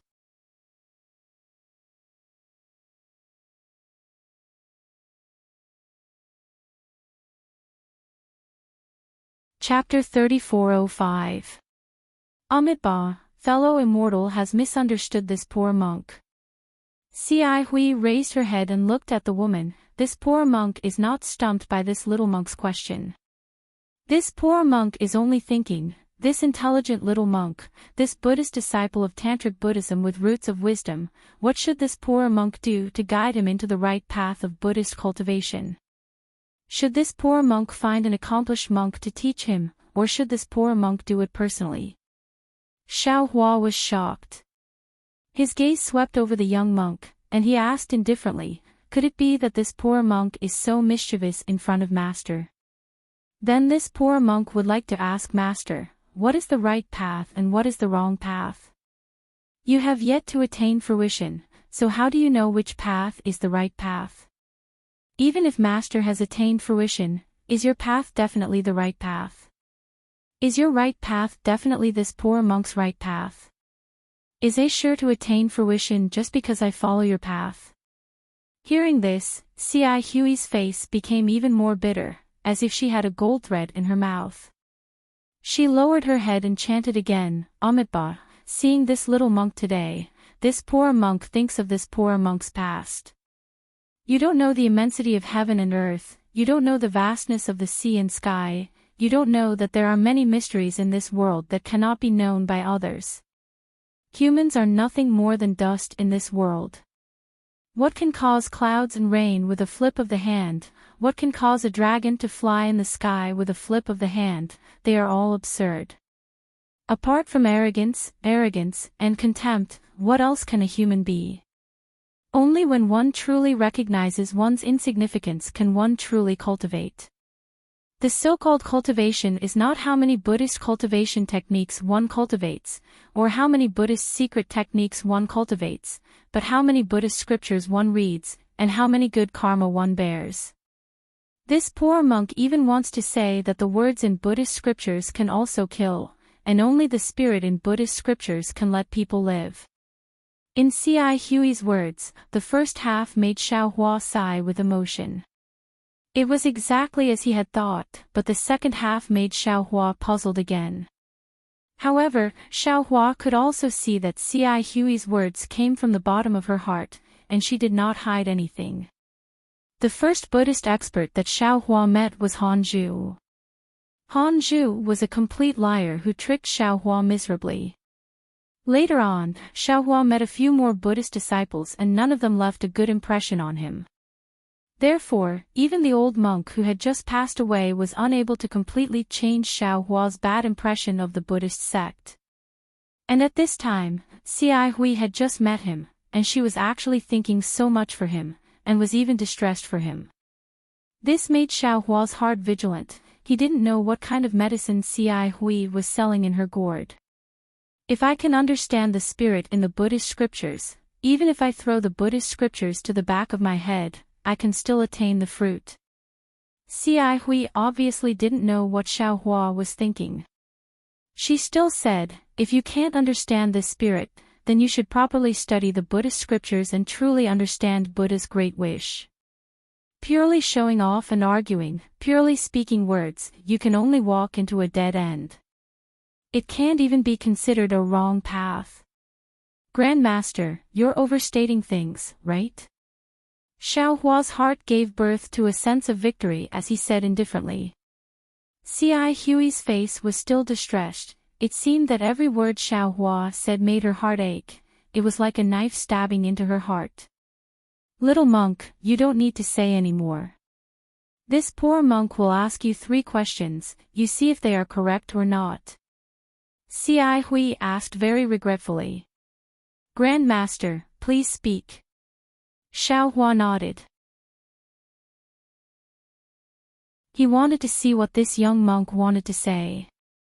Your Buddhist cultivation technique has made quite a bit of progress. If this poor monk is not wrong, I'm afraid that you have already reached the Rugi realm.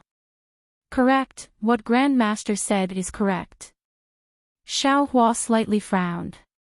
He didn't want to answer, but after thinking for a moment, he still answered honestly.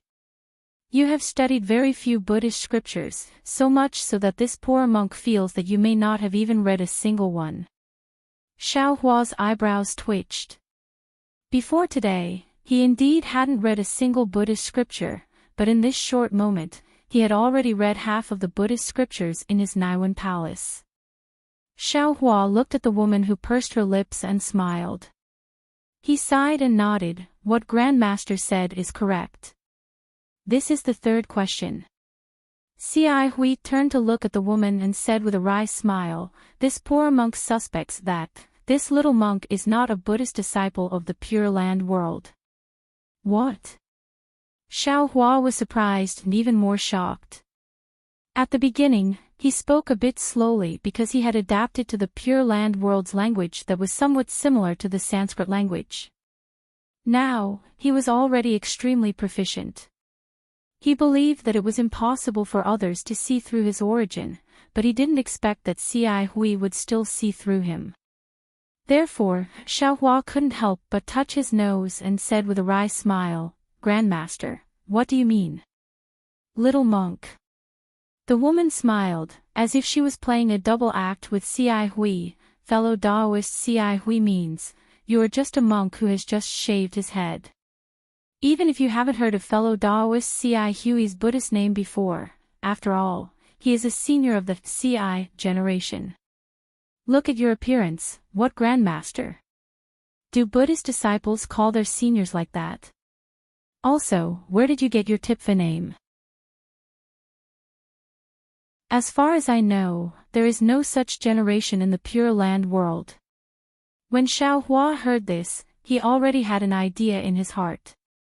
He said with a smile, didn't Grandmaster Ci Hui say it just now? This poor monk has never read any Buddhist scriptures, and also doesn't know any Buddhist seniority. I had just shaved my head before the 2 of you came to the Great Snow Mountain.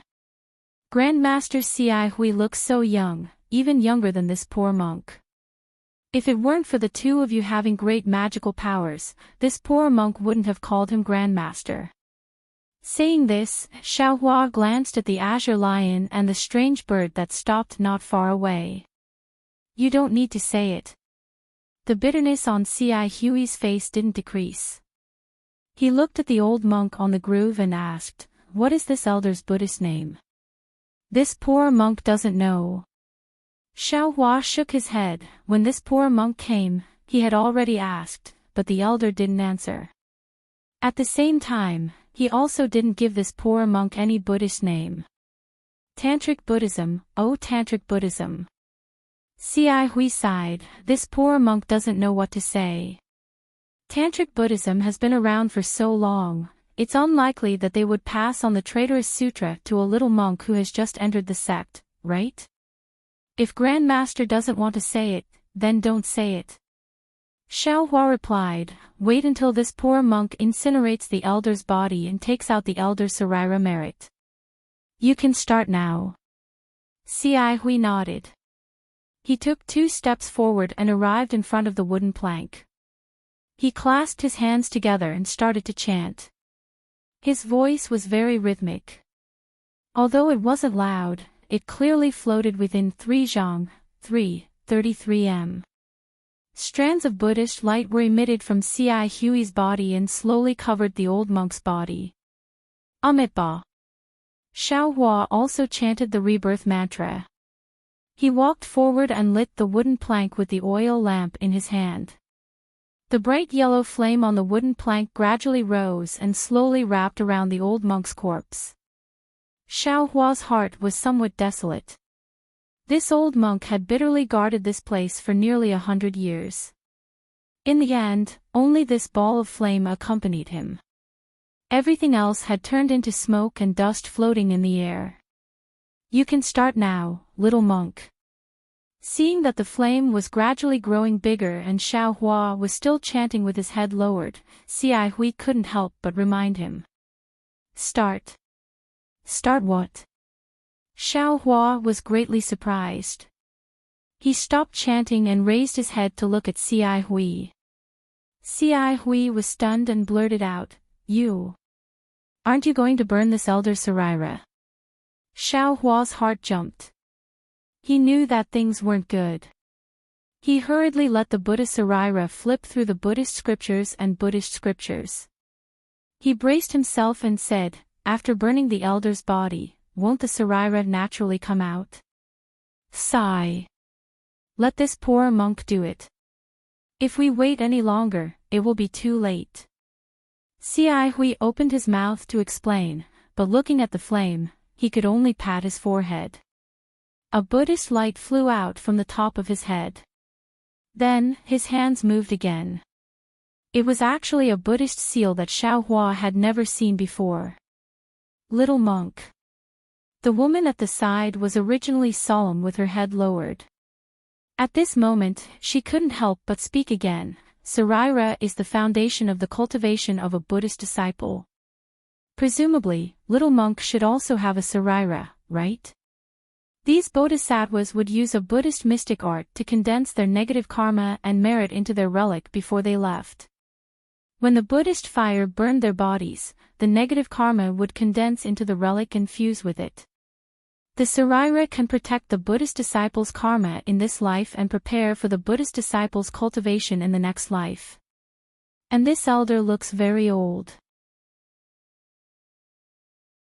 I'm afraid he doesn't have any Buddhist cultivation and is just an ordinary monk. These monks can't condense their karma and merit. Therefore, even if they can use the Buddhist fire to create a Saraira, it will be melted bones and other things. Other than being a souvenir and for people to admire, it has no other use. If you want to keep their karma and merit, you can only rely on external forces. And this kind of external force. To be honest, a fellow Taoist Ci Hui doesn't have this kind of divine ability.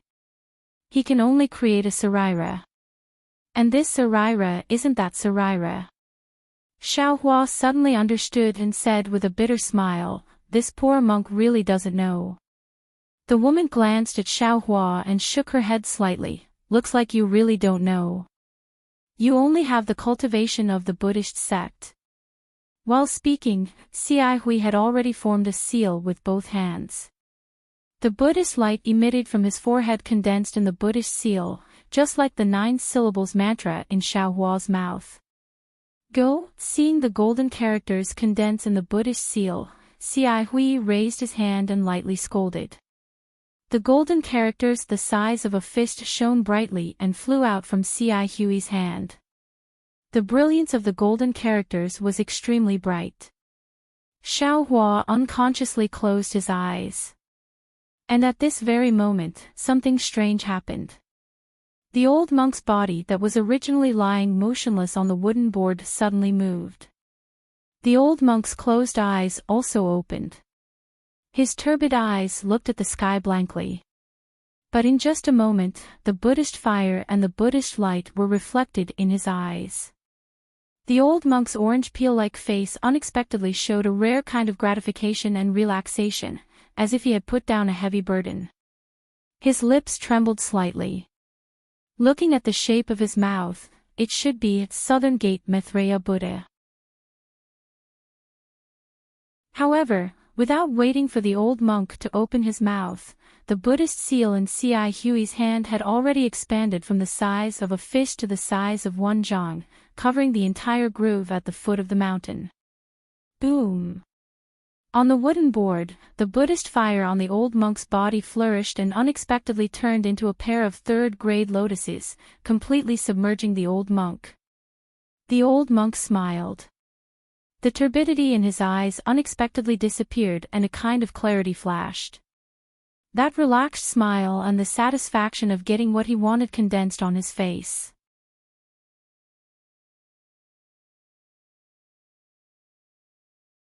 Chapter 3406. After the lotus-shaped flame flourished, it turned into 3 balls of flame and gradually disappeared. At the moment when the 3 balls of flame were extinguished, a faint shadow flew out from one of the flames. It was the old monk's soul. The old monk respectfully bowed to C.I. Hui and said, "Amitabha, thank you, Venerable One." Immediately, the soul turned into thousands of fireflies and disappeared. Amitabha, seeing this, Xiaohua was delighted in his heart. At the same time, he was also sincerely convinced. Just a moment ago, in front of the main hall of the Shaolin Long Temple, he used the Buddhist sect's 9 syllables mantra, but it didn't have the slightest effect. Here, C.I. Hui formed a Buddhist seal and immediately helped the old monk cross over. "Thank you, Great Master C.I. Hui." Xiaohua happily bowed and said, "If Great Master didn't help, I'm afraid I would have disappointed the elder. The elder's relics and other things can't be left behind. Take this relic." Looking at the place where the old monk's soul just flew out, a relic smaller than a little finger appeared. C.I. Hui said with a bitter face, "He introduced you to Buddhism, so he should be your guide. His karma, if you have magical powers in the future, you should help him eliminate it. Of course, this poor monk can't guarantee whether or not there is any karma in this relic. Yes, this poor monk knows. This female benefactor has already explained it." Xiaohua looked at the relic floating in the air. The color was very turbid, and there were many different colors inside. It wasn't particularly pure. Obviously, the old monk's cultivation realm wasn't very high. Xiaohua waved his hand and was about to take the saraira. However, he had a thought and slowly walked over. He carefully picked it up with his hands and put it into his arms. After doing all this, he turned his head and asked C.I. Hui, "Great Master, this little monk has a question. I don't know if I can ask you." Hearing Xiaohua call himself little monk, the bitter expression on C.I. Hui's face slightly disappeared. She nodded and said, "Monk, if you have something to say, please say it." The old monk has bitterly guarded the great snow mountain, so he must be someone with a tenacious mind. Similarly, I've heard the old monk say that he has studied Buddhism for nearly 100 years, so why is his saraira not as sparkling and translucent as others? Xiaohua naturally didn't hold back and immediately asked. Earlier, Nu Tanhua had already said that the eminent monk who has the secret technique of our Buddhism sect can refine the saraira that he has cultivated all his life before he goes to the West. The process of refining naturally has the effect of eliminating karma. When the karma is gone, the saraira will naturally look very good. C.I. Hui explained, "This elder does not practice mystic techniques and only studies Buddhist scriptures. He does not have the ability to condense his own negative karma. Therefore, it is not strange that the colors in the relic are mixed. However, for you, this kind of mixed color relic is the best. The old monk is your guide. Helping him get rid of his karma is what you should do. If you help him get rid of his negative karma, your merit will also increase. Even when you condense your golden body, his saraira can also be used. And in those saraira that have already been condensed, the simple negative karma has been eliminated. What is left is the heavy negative karma, which is not easy to remove. Even if you want to use it to condense your golden body, you have to be careful." Speaking of this, C.I. Hui was a little radiant. She said again, as far as little monk knows, your Buddhism sect has already fallen to a lower level. Now in the Pure Land world, the Buddha Lord of my Lain Temple has passed down the Mahayana Buddhist scripture. Under this Mahayana Buddhist scripture, even an ordinary monk can condense Sarira, little monk understands. Thank you for your guidance. Xiaohua didn't know what Mahayana Buddhist scripture was and what Hinayana Buddhist scripture was. He only slightly lowered his posture, and then slightly muttered to himself as he prepared to say goodbye. But at this moment, there was a faint chanting sound in the distance. Then, a faint golden light flashed from the chanting and flew over the great snow mountain. Oh! Buddha's radiance illumination. Xia Hui raised her eyebrows and raised her hand. The green lotus that she had just put away in her left hand suddenly appeared. The green lotus also emitted a deep chanting sound and flashed with a Buddhist light that seemed to be breathing. Whoosh! Like a sword of light, a strand of Buddhist light emerged from the golden light and entered the green lotus. Then, the golden light and the chanting continued to fly forward. Xiaohua withdrew his gaze from the distant golden light and looked at the green lotus. He saw a Buddhist document that had already lost its Buddhist light and was quietly lying there. Xia Hui put away the green lotus, reached out her hand and picked up the Buddhist edict. She opened it and looked at it, then handed it to Xiaohua and said, "Little monk, this Buddhist light shines through your big snow mountain. You are the only disciple of Tantric Buddhism here. You should accept this Buddhist edict." Ah! Buddhist decree. What do you mean? Xiaohua stared blankly, somewhat at a loss. Can this little monk not accept it? The Buddha's light illumination is the way the Lain Temple sends out the Buddha's decree to all the temples in the Pure Land world. Xia Hui was very patient and explained, wherever the Buddhist light passes, all the temples have to accept the Buddhist edict. You are a Buddhist disciple, naturally you have to accept it. But...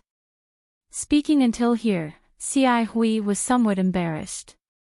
Xiaohua did not know how to accept the Buddhist light.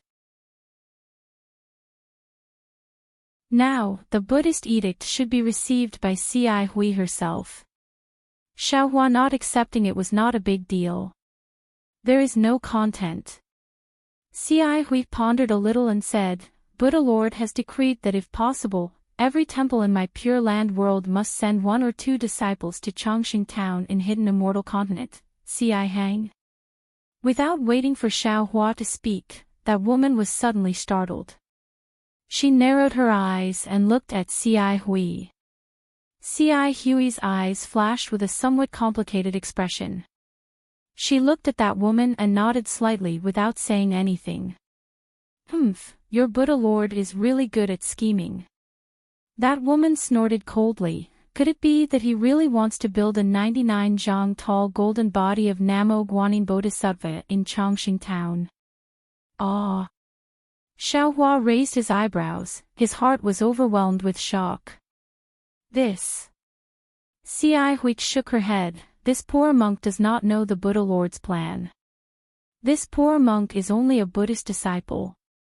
If he does this. That woman opened her mouth, seemingly having a lot of complaints. However, when they reached her mouth, they turned into helplessness, leaving behind only a trace of hidden bitterness. I'm afraid it will cause a huge wave. Little monk, quickly accept this Buddhist edict. This poor monk still has something to say to you. Xia Hui did not dare to talk too much with that woman. She turned her head and passed the Buddhist edict to Xiaohua again. Xiaohua hurriedly waved his hand, Master, this little monk does not have the ability to accept this Buddhist edict. This is your divine ability, you should keep it for yourself. This little monk will go back and recite scriptures in front of the Buddha. Pfft. That woman could not help but laugh. She looked at Xia Hui and said, Fellow Taoist Xia Hui, you really made an unnecessary move. Forget it. Xia Hui looked at Xiaohua's shrinking appearance. Obviously, he was not prepared to accept the Buddhist edict. She smiled bitterly and said, "Since you are not willing to accept it, this poor monk can only leave this Buddhist edict behind. Of course, you are the only monk in this snowy mountains temple. Moreover, you have just shaved your head. According to the Buddhist edict, you do not need to go to the longevity town. It is good that master knows," Xiao Hua said with a smile. However, at this point, Xi Hui changed the topic and said, "However, this poor monk still has something to discuss with you. If master wants to go to that place, then it is better not to mention it." Xiao Hua hurriedly waved his hand, not giving Xi Hui the opportunity to speak. However, Xiao Hua still underestimated Xi Hui's persistence. Xi Hui did not even look at Xiao Hua's waving hand and said, "You have the root of wisdom. Moreover, when you shaved your head, there was a Buddhist vision. In the future, you will definitely be a pillar of my Buddhist sect. If you had a monk by your side to guide your cultivation, this poor monk would not say anything. After all, Tantric Buddhism is different from the other 12 sections. However, in the current situation, although you have entered my Buddhist sect, there is no one to guide you in cultivation. You are still in the same situation as before. You only have Buddhist divine abilities but not the protection of my Buddhist sect's dharma. You should know that Buddha is 1 foot tall and the devil is 10 feet tall. Your cultivation is very easy to go astray. It is like a child with great strength holding a great killing weapon. If you are not careful, you will hurt others and also hurt yourself. This poor monk has also suffered a great loss before. Therefore, this poor monk does not dare to say that he is your senior. This poor monk only wants to ask you to follow this poor monk. This poor monk will tell you what he has learned." Xi Hui's face was still somewhat bitter. Seeing this, Xiao Hua's heart warmed. In fact, Xiao Hua thought that if he did not accept the Buddhist edict just now, Xi Hui could use it to threaten him. Xi Hui could even use the name of a senior to ask him to follow. Of course, just now, Xi Hui could also use the opportunity of refining the old monk Sarira to raise conditions for Xiao Hua. However, Xi Hui simply ignored these opportunities. She only used a pleading tone to speak to Xiao Hua. She spoke very sincerely, as if she was an old friend who had known Xiao Hua for a long time and wanted to ask Xiao Hua for help. Xiao Hua had always been amenable to coaxing but not coercion.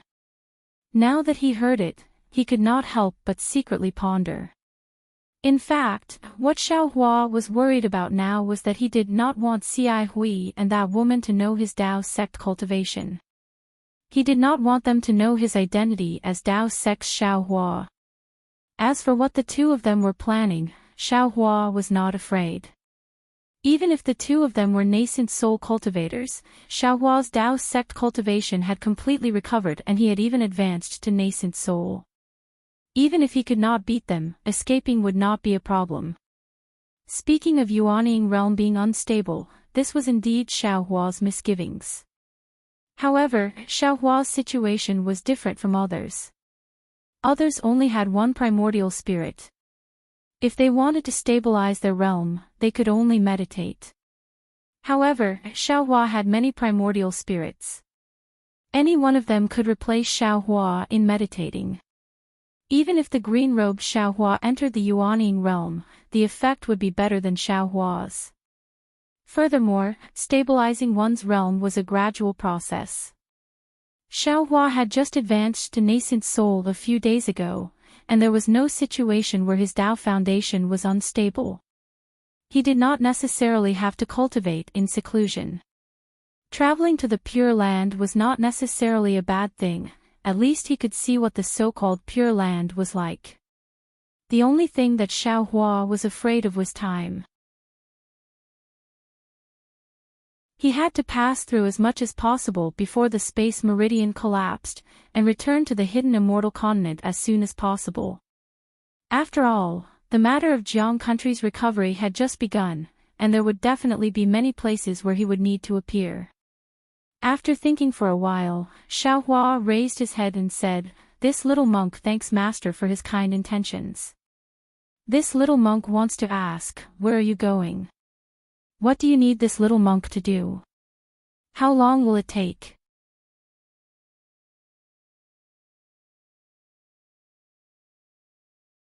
Chapter 3407. This. Xi Hui hesitated slightly, looked at the woman, and said in a low voice, "This matter, please explain it to me. Actually, it won't take much time. We're going to pay a visit to an expert from the Tao sect. If we can ask him to help, that would be for the best. I don't need to do anything, I just need to listen to Immortal Xi Hui's teachings." The woman had already thought this through and spoke without hesitation. "If that expert from the Tao sect is unwilling to go, we may need to borrow a Dharma treasure from him. When that time comes, I will support that Dharma treasure. Little monk, you may need to use your golden body to exert some strength. How long will it take?" Xiaohua frowned. 1 month should be enough. The woman saw that Xiaohua was a bit impatient, so she raised her eyebrows and replied indifferently. Xiaohua muttered to himself for a moment. He knew that there shouldn't be any problems in a month's time. After all, when he checked earlier, the spatial meridian didn't show any obvious signs of collapse. However, Xiaohua still said cautiously, "Master, if you want me to go, I have 2 conditions." "Hee, you little monk." The woman pointed at Xiaohua and said, "Others can't follow Immortal Xi Hui even if they want to. Now that Immortal Xi Hui has taken the initiative to find you, it seems like he's begging you. No matter, little monk, just say it. This is what I'm begging you." Xi Hui said indifferently. "I can go with Master, but if I feel that it's dangerous, I can leave immediately." Xiaohua said in all seriousness, "My cultivation is limited and can't be compared to the 2 of you. Of course, how could there be danger?" Xi Hui and the woman spoke at almost the same time. The woman was clearly a bit displeased. Xiaohua ignored the woman's reaction and said, "The second condition is that I want to ask if Master knows Jinshan Temple's Silent Void Zen Master." Jinshan Temple's Silent Void Zen Master. Xi Hui was slightly stunned. She didn't know why Xiaohua mentioned Silent Void. She nodded and said, "Of course I know. Why are you looking for him?" "I've heard Silent Void Zen Master's teachings before and have some friendship with him. If you have something, I can tell you." "Yes, even if you want to become his disciple." "It's nothing. This little monk has been repeatedly instructed by the old monk that there are some matters that I need to discuss with Still Void Great Zen Master. Great Zen Master only needs to tell this little monk the location of Jinshan Temple." How could Xiaohua tell the truth? Xi Hui smiled, "What's so difficult about that?" He then explained the location of Jinshan Temple and said, "If possible, this poor monk can go with you to visit the Great Zen Master." "Hee, thank you so much, Grandmaster." Xiaohua smiled and bowed. "Since that's the case, can you come with us?" the woman urged. Xiaohua looked at the wooden planks and other objects that had already turned into ashes, as well as the newly added fire marks on the grooves. He sighed and said, "Please wait for a moment. This little monk will return to the temple to take a look. If there's nothing missing, I'll immediately return with you too. Little monk, come back quickly." She waved her hand, and the strange bird in the distance let out a long cry and flew over to the woman. The woman floated onto the bird, and the strange bird spread its wings and flew up into the sky, waiting quietly. Seeing the woman leave, clouds appeared under Xiaohua's feet, and he also flew towards Shaolinglong Temple. Looking at Xiaohua's departing figure, Xi Hui thought for a moment, then she also flew onto the azure lion. Buddha clouds appeared under the azure lion's feet, and it landed beside the woman. Seeing Xi Hui fly over, the woman couldn't help but grumble, "Immortal friend Ci Hui, didn't you say before that we would come over to take a look? Why are there so many problems? Is this little monk called Zhu Tepu worthy of your attention? Immortal friend." Ci Hui sat on the azure lion, and said with a smile, "My Buddhist sect emphasizes karma the most. Since we encountered a Buddhist phenomenon here, then this Buddha must be related to this poor monk. Look at this little monk's sharp aura, it's exactly the same as this poor monk in the past. This poor monk really can't bear to see him walk the wrong path like this poor monk. Everyone has their own path, that little monk is right." The woman said somewhat disdainfully, "Your path isn't his path, you can't walk the path for him, and you can't hinder him from walking his own path. But if he has someone else's guidance, at least he won't walk the wrong path." Ci Hui didn't mind, and said with a smile, "Moreover, didn't you see that he also knows the cloud riding technique? Your cultivation as a Confucian cultivator should be of some use in that place.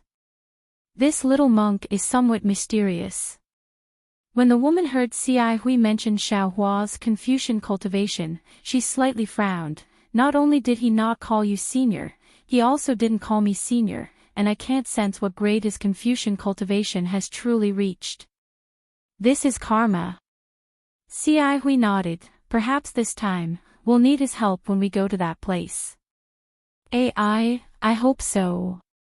The woman slightly nodded, a faint sadness appearing in her eyes. "He's here." While speaking, Xiaohua's figure flew out from the foothills, and Ci Hui said with a smile, "He didn't ask about this matter before, but now that we're going together, we'll definitely have to explain it to him." "Hee, that's natural." The woman said with a smile, "There's nothing to hide about this matter, since he's going, we'll naturally have to explain it to him." At this point, the woman frowned. "The little monk doesn't seem to have a mount, you'll have to take care of him." "Of course, I can't let you take care of him." Ci Hui smiled and patted the indigo lion to Xiaohua's side. Seeing the strange bird and the indigo lion flying over, Xiaohua raised his voice, "Master, this little monk can go now. But before we go, shouldn't you explain to this little monk where we're going?" Of course. Ci Hui said with a smile, "I've already told fellow Daoist Xian about this matter, and asked her to explain it to you." Xian. Xiaohua frowned, and immediately thought of Princess Baihua, Xian, and said to himself, "Why are they both surnamed Xian? Could it be related to this woman and by new country?" However, Xiaohua still smiled. "Please explain, fellow Daoist Xian." "It's nothing much, I'll explain as we walk."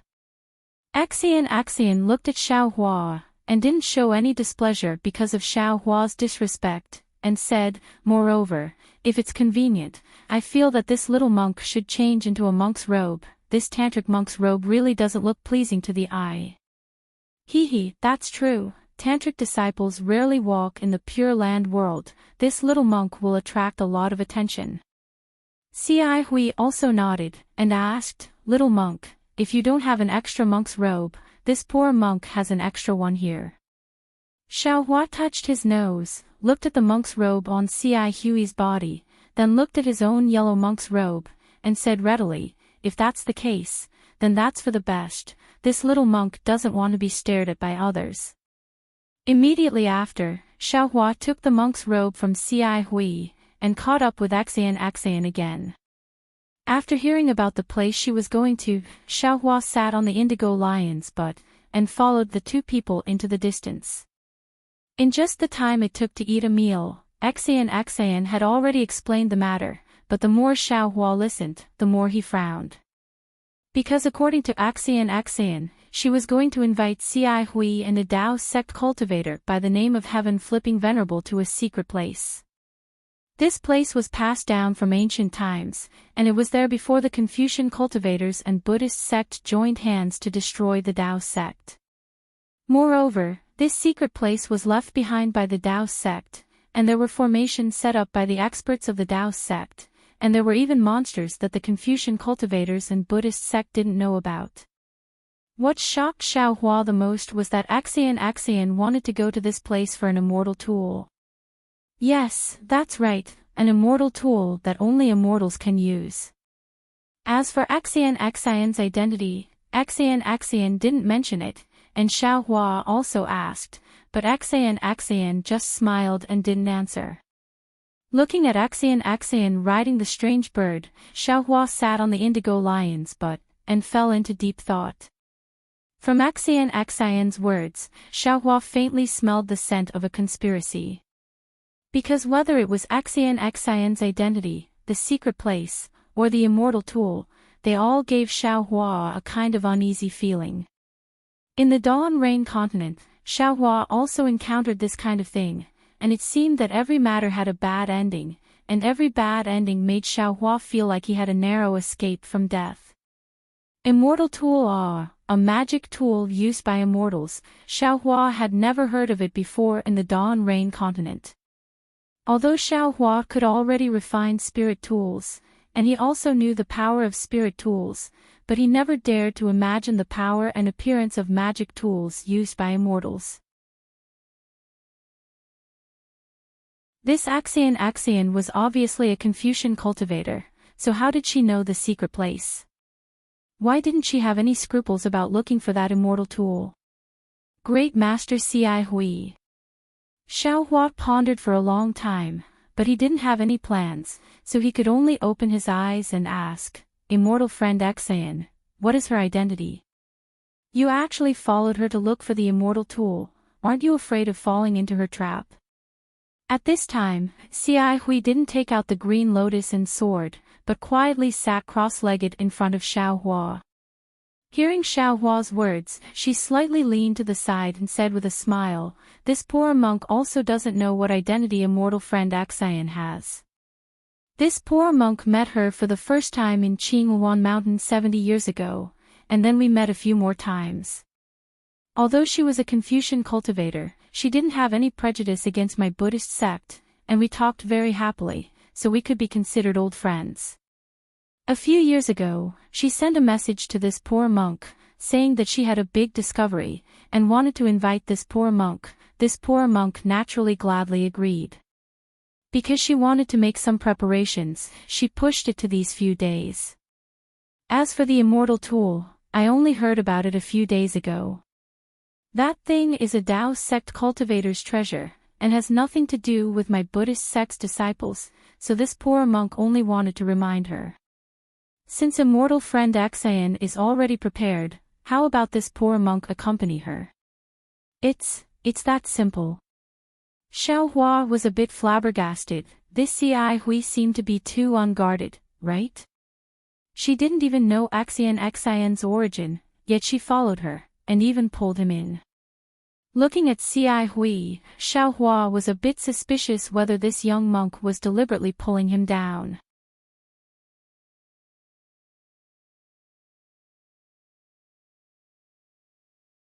Chapter 3408. Looking at Xiaohua's puzzled gaze, Ci Hui smiled and said, "Little monk, sometimes you can't think too clearly about the matters of the world. If you think too clearly, you won't be able to do anything. This poor monk only knows that he is a Buddhist disciple and has no interest in that so-called immortal tool. And fellow Taoist Axian only invited this poor monk to help her break the formation. As for other matters, this poor monk really doesn't want to ask too much. The problem is..." Xiaohua was flustered and exasperated. "Master, why are you pulling this little monk? This little monk still wants to cultivate in the temple."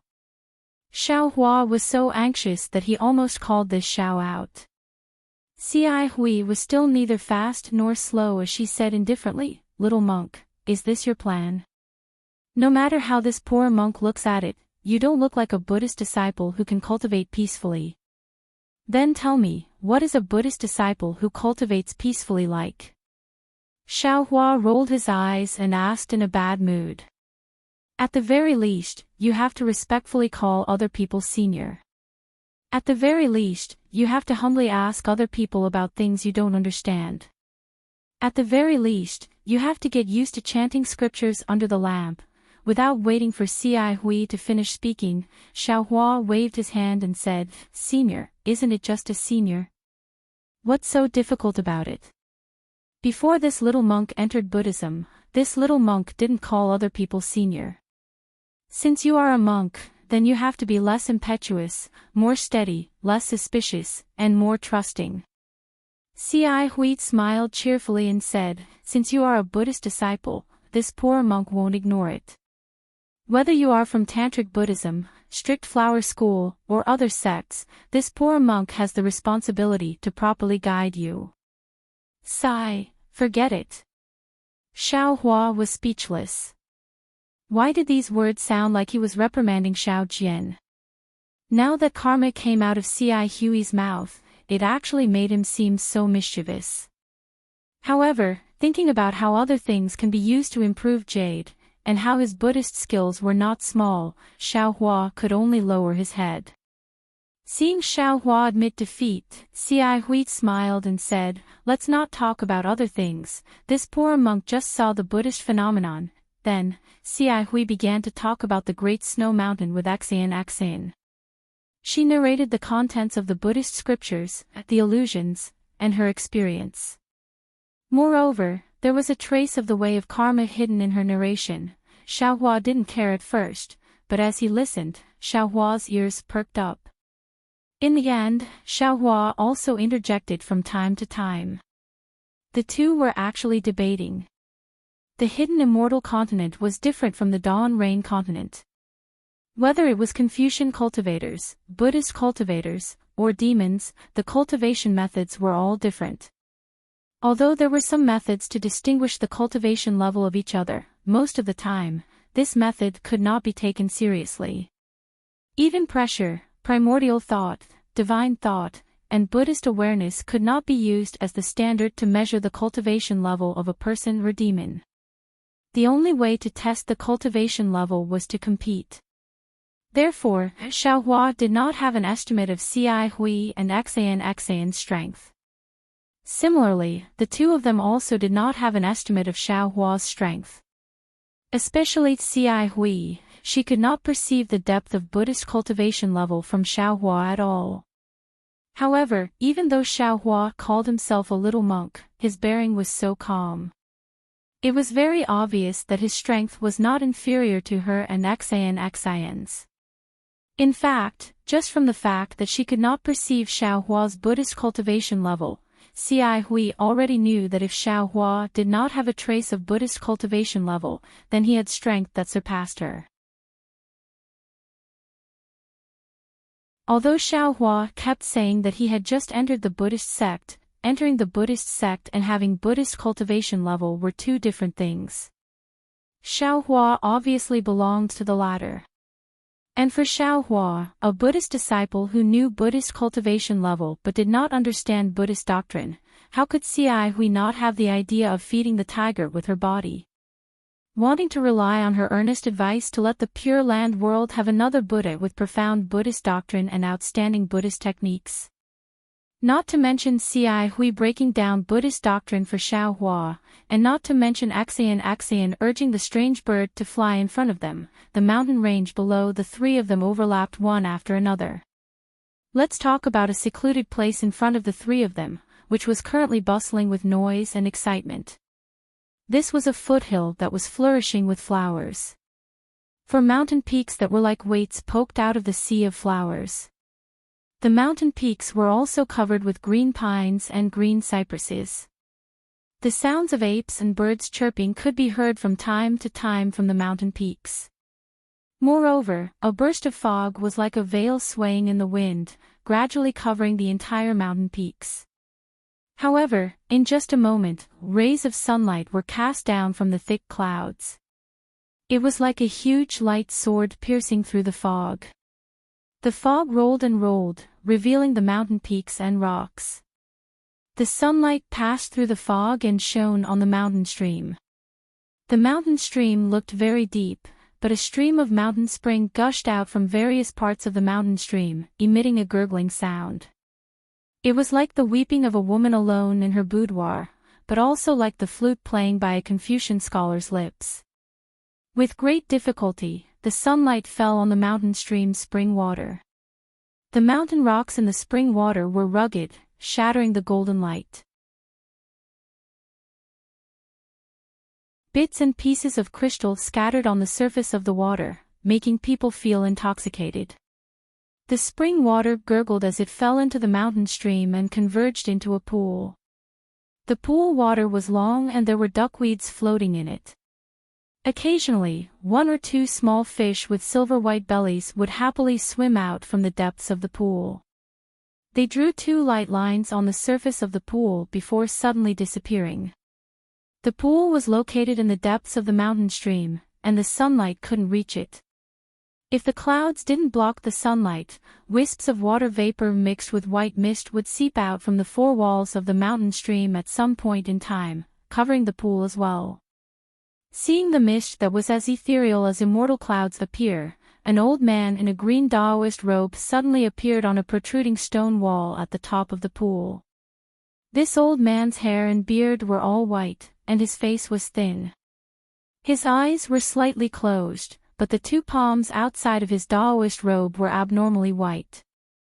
Although he was very thin, the veins on his skin were clearly visible, like the veins of jade. Goo! The moment the old man in the Taoist robe appeared, he slightly opened his mouth and let out a toad-like cry. Then, the white fog and water vapor above the pond rushed into his mouth like a waterfall. In a moment, the entire mountain stream was devoid of water vapor, revealing the dark green pond from before. Pooh! The old man in the Taoist robe did not stop. He patted his forehead, and a dragon-shaped brilliance rushed out from the top of his head. After the brilliance, a mist mixed with water droplets also roared into the sky, like a real dragon sitting cross-legged above the mountain stream. Go! After a moment, the old man in the Taoist robe opened his eyes and recited a mantra. The dragon-shaped mist suddenly stopped and instantly turned into thousands of water droplets that fell down, hitting the stone wall and the pond. Alas! Water vapor convergence, water vapor convergence. The old man in the Taoist robe looked at the water droplets that turned into mist. He sighed and said to himself, "This old man has already cultivated the water vapor convergence, but why can't I understand the meaning of this water vapor convergence? Is it possible that the water vapor convergence of Confucian cultivators has another essence? Is there a mystery that this old man doesn't know? This is impossible. The Liao family's cultivation method may have a problem, but the Tsang Long River's cultivation method can't have a problem, right? Their cultivation methods are similar with only minor differences. But since the cultivation method is correct, this old man's cultivation method also has no problem. Why doesn't this water vapor convergence have any special power?" As the old man spoke, he waved his hand and a 2-foot-long nascent soul came out of the old man's head. The nascent soul was wearing a treasure armor and was holding a ruler that was a few inches long. The ruler gave off a cold, blue light. As soon as the old man's nascent soul appeared, it immediately threw the ruler in its hand. Its two small hands rubbed slightly. A blue brilliance emerged from the nascent soul's hand. As the nascent soul waved its hand, the blue brilliance fell into the deep pool. Buzz! A burst of roaring sound came from the pool. The entire pool swelled up as if the whole pool was boiling. The nascent soul opened its eyes. Its starry eyes flashed with a green brilliance. Then the nascent soul raised its hand. The entire pool of water rushed out like a giant python. It was 100 times more arrogant than the water vapor and mist from before. Boom! With a loud sound, the pool of water hit the stone wall. The entire stone wall turned into powder and half of the stone wall shook slightly. Then, like a child playing, the nascent soul controlled the huge anaconda to dance around the mountain stream and the mountain peak. Wherever the anaconda passed, whether it was the tough mountain rocks or the thick trees, they were all turned into powder. Occasionally, the birds that flew over the mountain stream were also crushed by the anaconda and turned into blood foam. AI. Seeing the water python's power, the old man's nascent soul didn't rejoice. Instead, he sighed and muttered to himself in a sharp voice, "Our Dao Sec simple spell is more powerful than water essence convergence." Why was our Dao Sec destroyed by Confucian cultivators?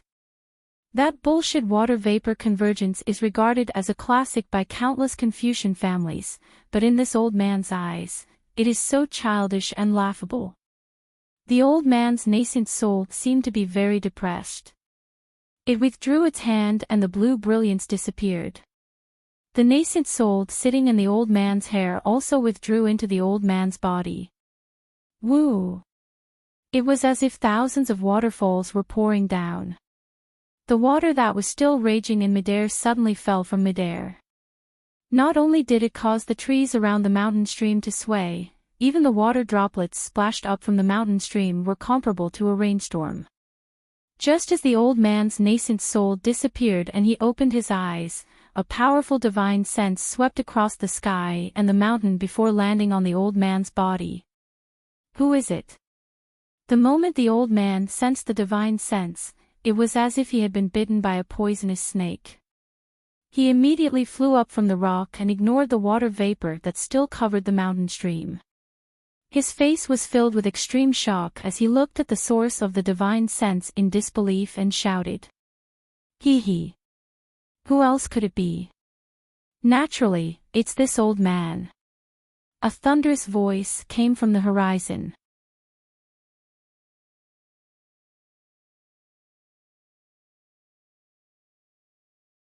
Chapter 3409.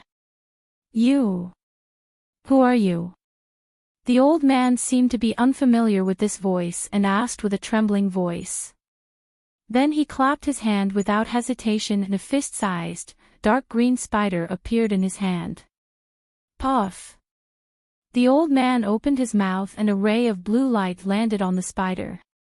The spider suddenly grew until it was several dozen feet long. At the same time the spider transformed, the old man's body also emitted a brilliance. When the old man landed on the spider's back, wisps of water vapor flew out from the spider's body. Like a fountain, they shot high into the air and landed on the mountain ridges around the mountain stream. Swoosh! Gently, like the sound of water, where the water vapor landed, streaks of water blue brilliance spread out in all directions. In just a short moment, the 4 mountains that were like weights were covered by the water blue brilliance. From a distance, this blue light looked like a spider web, and the spider under the old man was the owner of this web. Ha! Little heaven-flipping brat, you're still so cowardly. You're just as the others said. There was no trace of the voice. Even though the old man spread his divine sense out for several hundred kilometers, he still couldn't see anything. However, this voice was so arrogant that it seemed to be right next to the old man. The old man's face became a bit ugly and he coldly shouted, "Which celestial friend has come to visit my 4-flat mountain? Since you're here, don't be so sneaky. Otherwise, don't blame this old man for not giving you face." "Ha ha ha, this old man wants to come. Do I still need you to give me face?" The voice laughed loudly, causing the blue light to tremble. "Rise." The old man sneered and waved his hand. A water blue brilliance rushed forward and turned into a flying sword of more than 100 feet in size. With a woo sound, it swept across the air. Although it didn't hit anything, the spiritual chi of heaven and earth exploded in the space of about 100 feet. The momentum was extremely vast. "Ah, little guy, this old man hasn't arrived yet. Why are you wasting your spiritual energy like this?" The voice still had a hint of mockery as it arrogantly laughed. "Could it be that you're welcoming this old man? The old man in the Taoist robe bit his lip and spread out his divine sense. He was very cautious as he looked around. He didn't believe the words of this voice. Rumble. In less than half a cup of tea's time, the sound of rolling wind and thunder could be heard from the horizon. A group of gray clouds emerged from that place and flew toward the mountain stream with lightning speed. This. The old man in the Taoist robe looked at the cloud in disbelief. He quickly spread out his divine sense to see what was inside the cloud. However, just as his divine sense touched the cloud, an irresistible force came from the cloud and tore his divine sense apart. Ah! The old man in the Taoist robe let out a miserable scream and quickly retracted his divine sense. His originally shocked face was now as white as snow. Ha! Just you, a nascent soul cultivator, you dare to spy on this old man. The voice like rumbling thunder came from the gray cloud. Who are you? The old man in the Taoist robe stomped on the spider and a green light surrounded the old man. Only then did he gnash his teeth and shout. As he spoke, the gray cloud had already arrived next to the four mountains. The cloud violently churned and the face of a young man appeared in the air. The mouth formed by the cloud opened as if it wanted to devour the four mountains. He said, "You don't need to know who this old man is. Even if this old man told you my name, you might not know it. All you need to know is that this old man is a Taoist cultivator and you are a disciple of my Taoist sect. This old man is naturally a disciple of the Taoist sect, but this old man doesn't want to interact with other Taoist sect disciples. This old man only wants to cultivate in peace. Although fellow Taoist is a senior of my Taoist sect, you can't force me to do something I don't want to do." The old man in the Taoist robe wasn't afraid at all. He looked at the face formed by the cloud and coldly spoke. Since this old man was suppressed in the eye of the West Ocean, how did the Taoist sects of the three continents become so cowardly? The face formed by the gray cloud snorted. There are simply too many cowards like you. You only care about your own cultivation and never care about the lives of others. You hide the arrogant heads of our Taoist sect in your turtle shells. This is why those immature scholars of the Confucian sects and those shameless monks of the Buddhist sects can trample our Taoist sect under their feet. If you all had a strong heart, our Taoist sect wouldn't have fallen to this state. You. When the old man in the Taoist robe heard this, he was first stunned and then as if he had been struck by lightning, he stood there in a daze. He looked at the cloud with absolute astonishment and said, "You," several times. However, in the end, he didn't dare to call out this person's name. It was clear that this person's name was extremely famous and he absolutely didn't dare to call out his name. I didn't think that after all these years, this old man's name is still so famous. Fantian brat, it seems like this old man found the right person to look for you today. The cloud seemed to be frozen in midair. Although there were gusts of wind, it couldn't blow away a single strand of cloud. The voice that was like rolling thunder was heard again and arrogantly. "Since you know who this old man is, there's no need to call out my name. The South Continent is the territory of that old monk. He has cultivated the 6 Buddhist divine abilities to the extreme. It's not easy for this old man to take the risk to come here. If you call out my name, that old monk might hear it." Hearing this, the old man named Fantian bit his lip slightly. His expression was uncertain as he stared at the cloud. No one knew what he was thinking. However, a moment later, a trace of mockery appeared on the old man's face. He let out a cold snort and said, "Senior, no matter who you are or why you're here, I'm not interested at all. In my eyes, there's only cultivation and the heavenly Tao. It's my luck to be able to enter the Taoist sect, but everything in the Taoist sect has nothing to do with me. The rise and fall of the Daoist sect isn't something I can influence, nor is it something you can decide. There's no need for you to say anything more. If you don't have anything else to say, please forgive me. I'm going to cultivate. After he finished speaking, the old man cupped his hands towards the clouds. Then, his body flashed with a blue brilliance as he descended towards the mountain peak below. Ha ha ha. The cloud didn't seem to be angry and only laughed wildly. When this old man roamed the 3 continents, you weren't even born yet. You probably know my name, but you don't know my temper, right? To tell the truth, if it was in the past, this old man would immediately kill you because of what you said. Not to mention a mere nascent soul cultivator like you, even astral and spirit-severing cultivators have to be respectful when they see this old man. However, since the Daoist sect has withered and you're a rare nascent soul cultivator in the 3 continents, this old man will tolerate you for a moment. What can you do? The old man seemed to be absent-minded and turned a deaf ear to the cloud's words. His body quickly sank into the blue light and gradually disappeared. Damn it. When the cloud saw that the old man didn't listen to its orders and was on guard against it, it let out a roar of anger. The entire cloud was like a fountain in a mountain stream and violently swelled. Strands of cloud flowed up and down and quickly expanded. Gray light flickered and turned into black and white at the center of the cloud.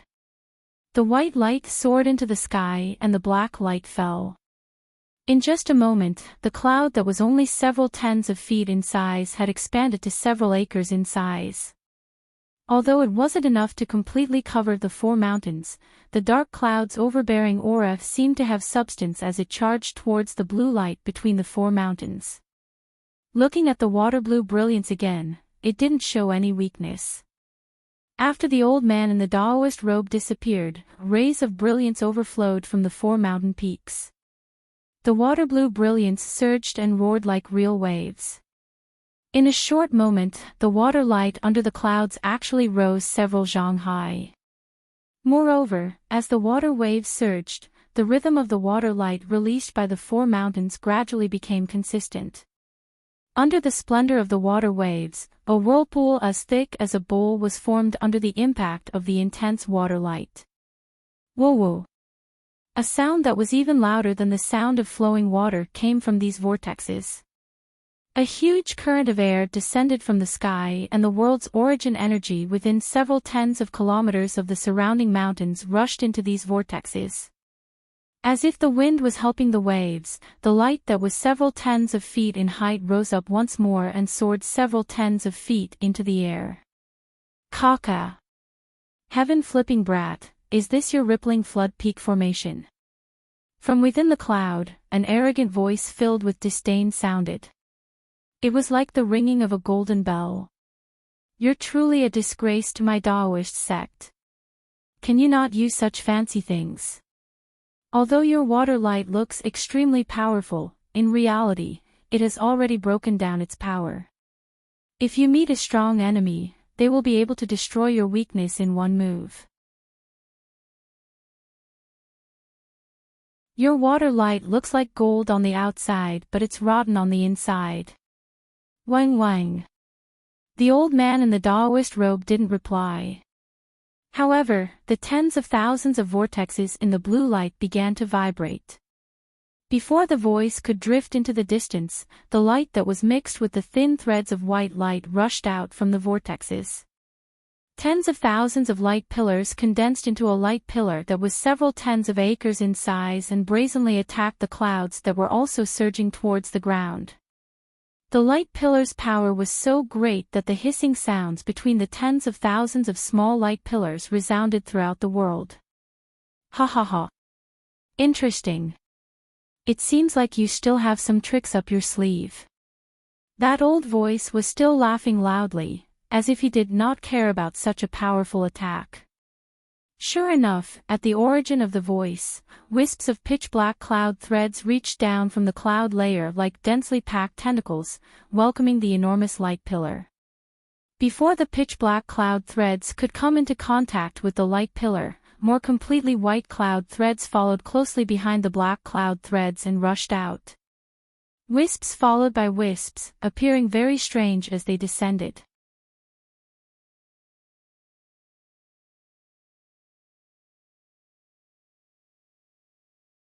Chapter 34:10. Woo Woo. When the light pillar collided with the cloud pillar, it didn't cause a huge wave. Instead, the sound waves that surged between heaven and earth suddenly disappeared, as if something had blocked the source of the sound. Looking at the light pillar that was as bright as a morning star, it seemed to be covered by dark clouds, or even polluted by cloud threads. The black cloud threads first touched the light pillar that was as thick as a bowl, then quickly spread downwards, annihilating the light pillar's aqua-blue brilliance. In particular, the weak cloud thread seemed to have the power of 10,000 caddies. When the light pillar's powerful attack came into contact with the cloud threads, it was blocked and couldn't advance even half an inch. The old man in the Taoist robe was slightly shocked. Then, the aqua-blue brilliance at the 4 mountain peaks flourished again.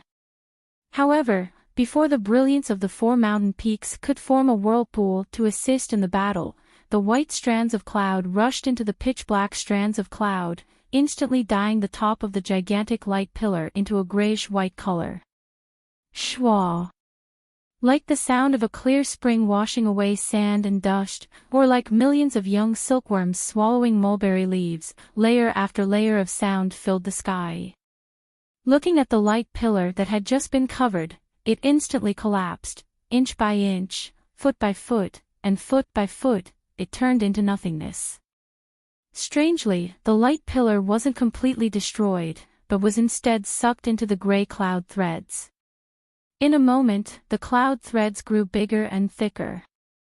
This. The old man in the Taoist robe turned pale with fright. What method is this?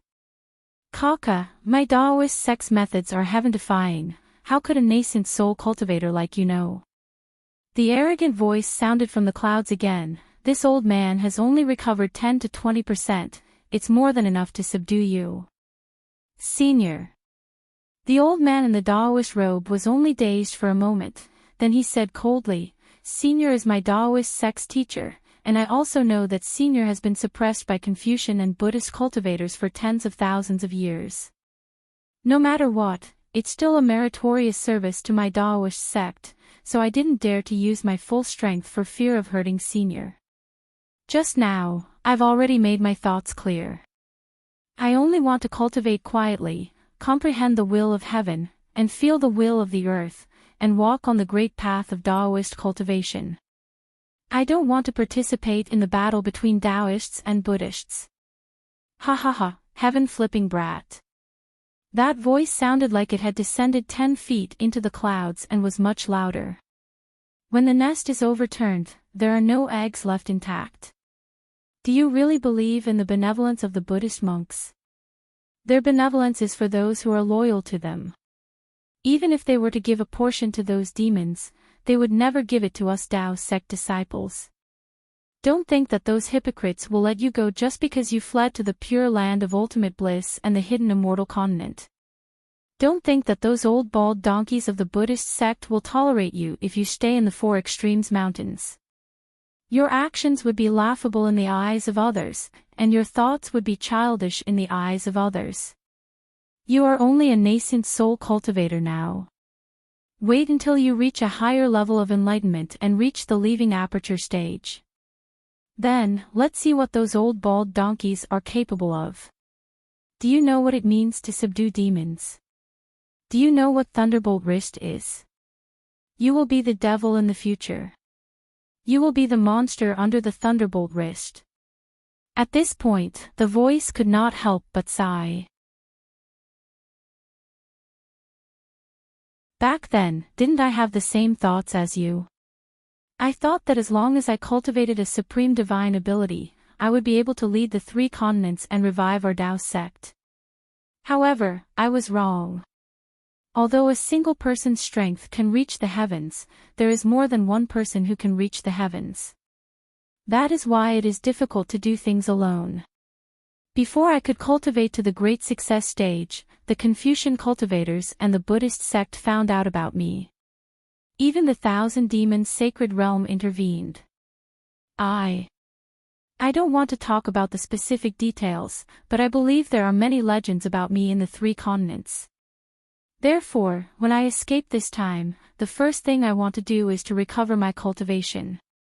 The second thing I want to do is to unite the Tao sect cultivators of the 3 continents. I want to gather all the strength of our Tao sect to fight against the Confucian cultivators and the Buddhist sect. As long as the Tao sect rises, I will be able to reach the great success stage.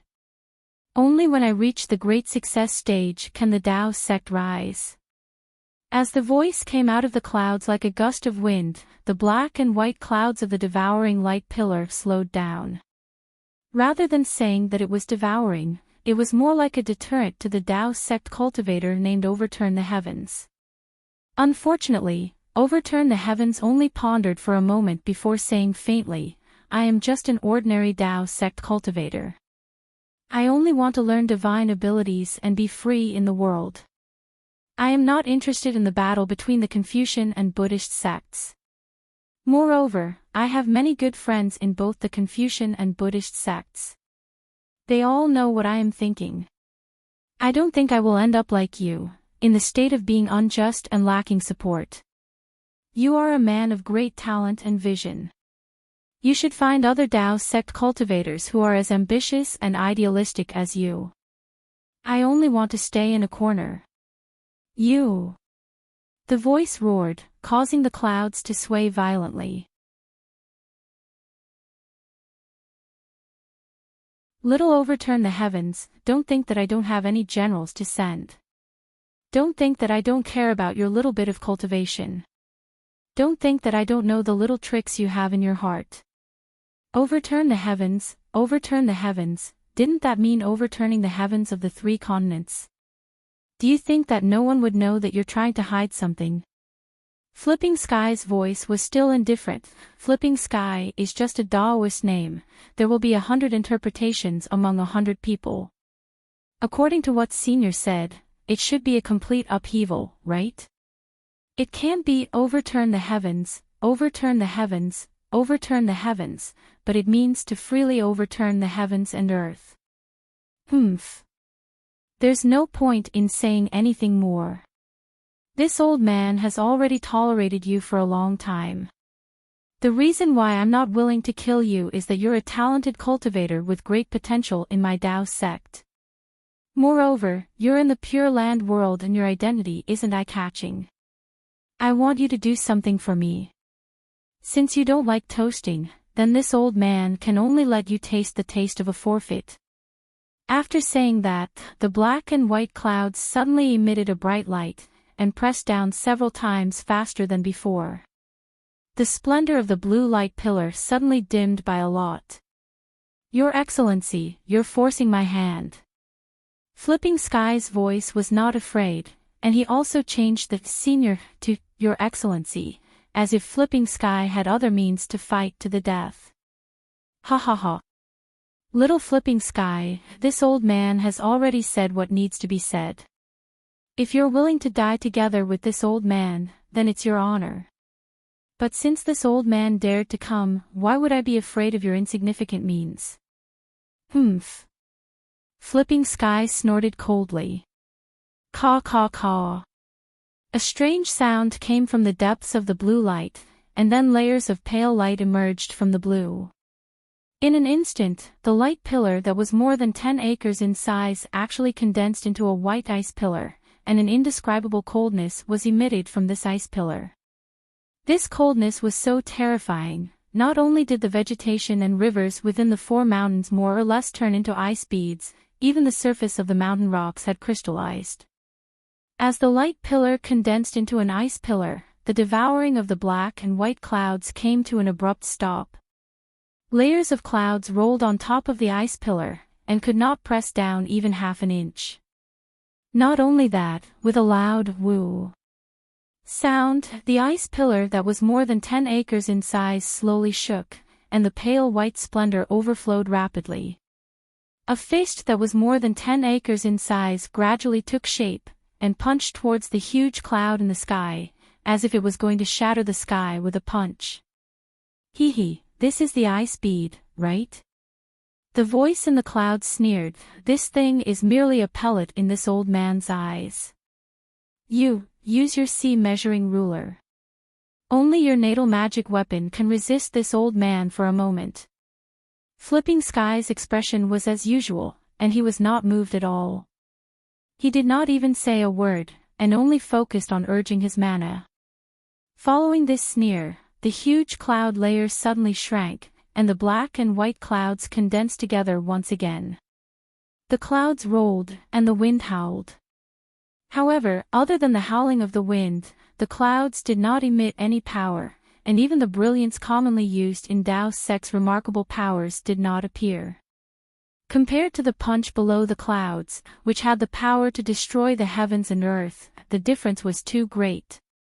Below the clouds, the frozen fist shot up 1,000 feet, and every strand of ice that flickered with a pale white brilliance contained a huge amount of heaven and earth's spiritual energy.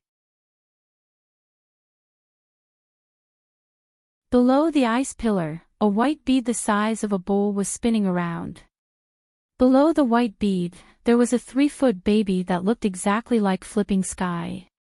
His face was flashing with a green brilliance, and his chubby hands were trembling slightly as he rubbed them together. The ruler that he was holding previously had disappeared. When the clouds had shrunk to a certain extent, they suddenly became transparent. Inside, an exceptionally bright white and black brilliance was born, just like 2 different colored suns. As soon as the brilliance was born, the clouds instantly stopped shrinking, and then rolled at an extremely fast speed. A huge black and white hand, several acres in size, was formed from the clouds, and grabbed towards the huge fist that was soaring into the sky. Puff! The huge hand grabbed onto the huge fist, and there was a loud noise. Countless waves of air rolled, and the spiritual energy that had gathered in the sky instantly turned into a gust of wind that whistled and blew away. Within hundreds of miles, sand and pebbles were blown away, and everything was chaotic. Not only that, although the huge fist was unusually cold, and contained a terrifying amount of heaven and earth's spiritual energy, once it came into contact with the huge black and white hand, it immediately melted like an ice pillar under a raging fire. Almost as soon as the palm landed, the fist disappeared, and in the blink of an eye, more than 40% of the ferocious fist had disappeared. Yin Yang Illustration Handbook. You. Not only did you break free from the Yin Yang Illustration Handbook suppression, you actually refined it. An extremely surprised and small voice cried out in disbelief. Under the huge fist, Flipping Sky's Yuaning's face was pale, and a stream of light blue blood was seeping out from the Yuaning's mouth and nose. The ice bead that was previously the size of a bowl on top of the Yuaning's head had now turned into a thumb-sized ice dregs. It was even lighter than a goose feather as it floated in mid-air, as if the huge hand had not only destroyed the ice pillar, but also the ice bead under the ice pillar.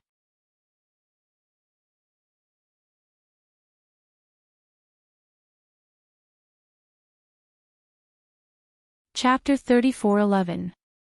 Keek Keek. The voice was very proud, its laughter resounding through the heavens and earth. It shouted, "My Dao sect is a sect that seizes the good fortune of the heavens and earth. How can Confucian cultivators and Buddhist sects be compared to it? Although my Dao sect was destroyed by them, their divine abilities and methods will forever be unknown to them. Although this old man was suppressed by them due to a moment of carelessness, this old man also profited from the disaster and had the opportunity to use my Dao sect's supreme secret technique to entrust my primordial spirit to the Yin-Yang Illustration Handbook. Now that this old man has an immortal and indestructible body, who in this world can be my opponent? Primordial Spirit Entrusting Technique. Fontain's nascent soul had already slowly sunk into his body. Fantian slowly opened his eyes and asked himself in confusion. Obviously, he didn't understand what the primordial spirit entrusting technique was. The primordial spirit entrusting technique is a secret technique left behind by the immortal realm. How would a mere nascent soul cultivator like you know? Have you seen this old man's methods? The voice shouted coldly, and the big hand suddenly opened up, instantly expanding by several times. It didn't care that he had already destroyed 40% of the icicles and covered the entire 4 mountains. He said, "Follow this old man. If you succeed under this old man will definitely help you become an immortal after my Tao sect prospers. This old man can also teach you this secret technique from the immortal realm." As he said that, a fiery red pill the size of a thumb flew out from the big hand and landed in front of Fantian's eyes. Fire. Fire God pill. This is for the nascent soul to leave the body. Fantian saw this pill and his face flashed with shock.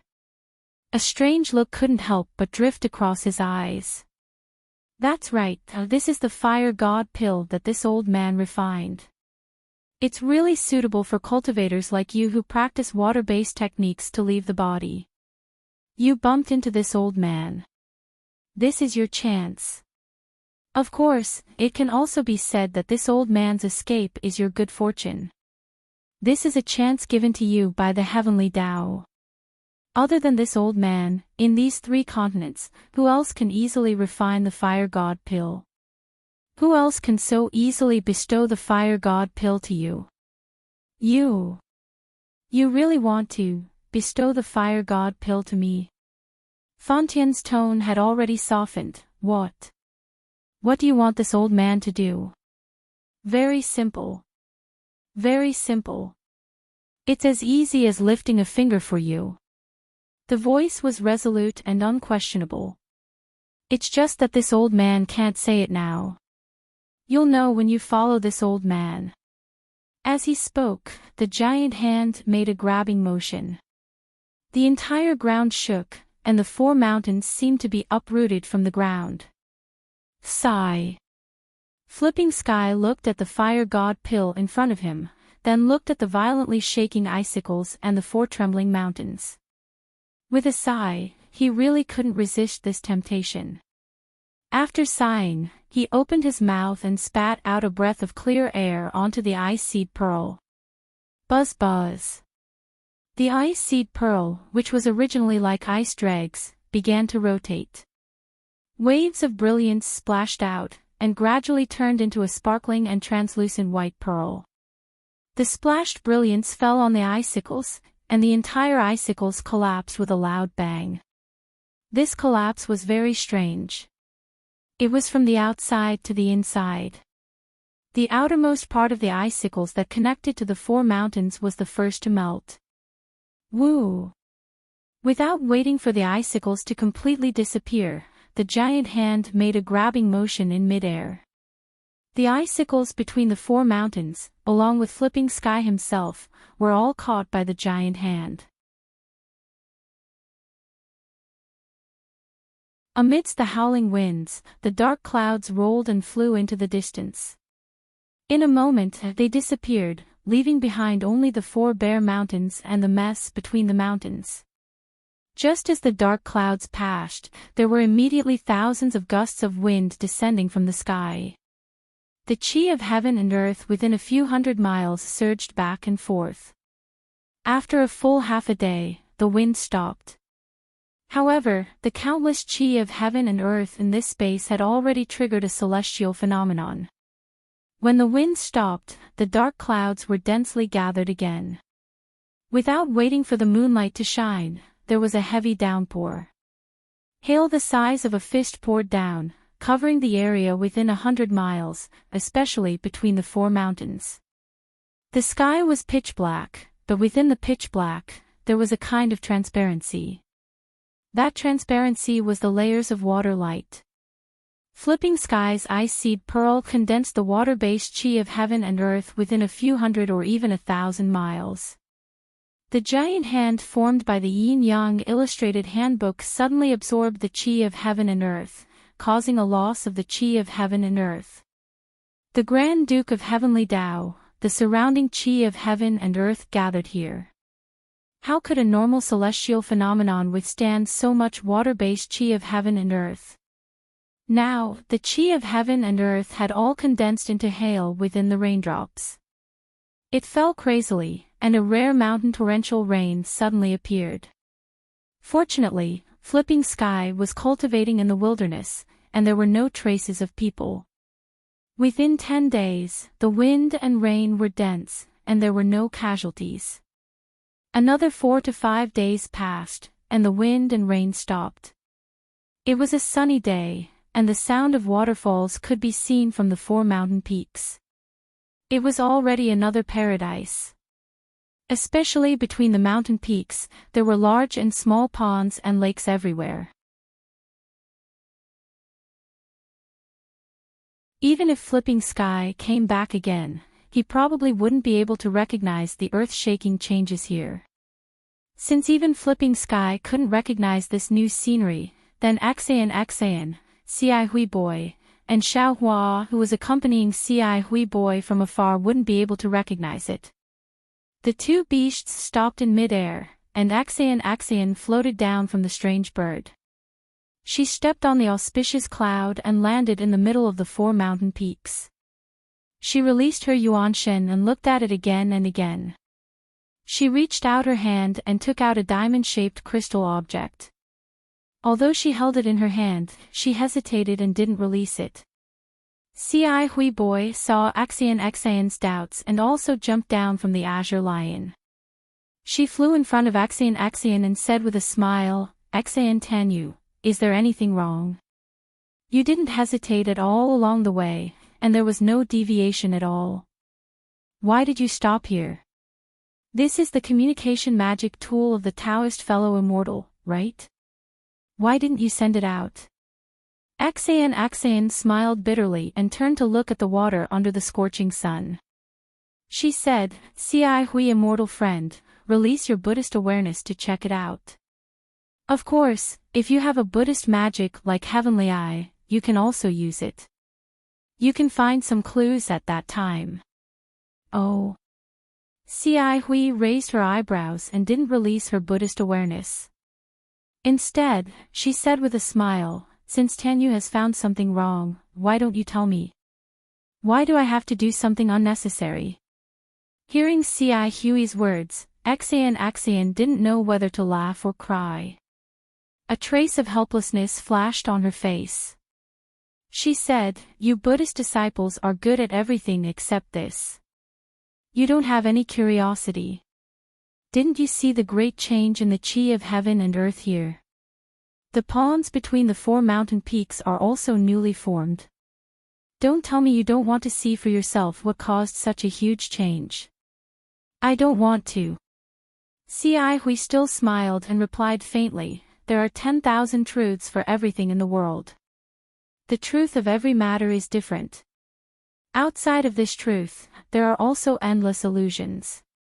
But if the world only sees illusions, who can discern the only truth?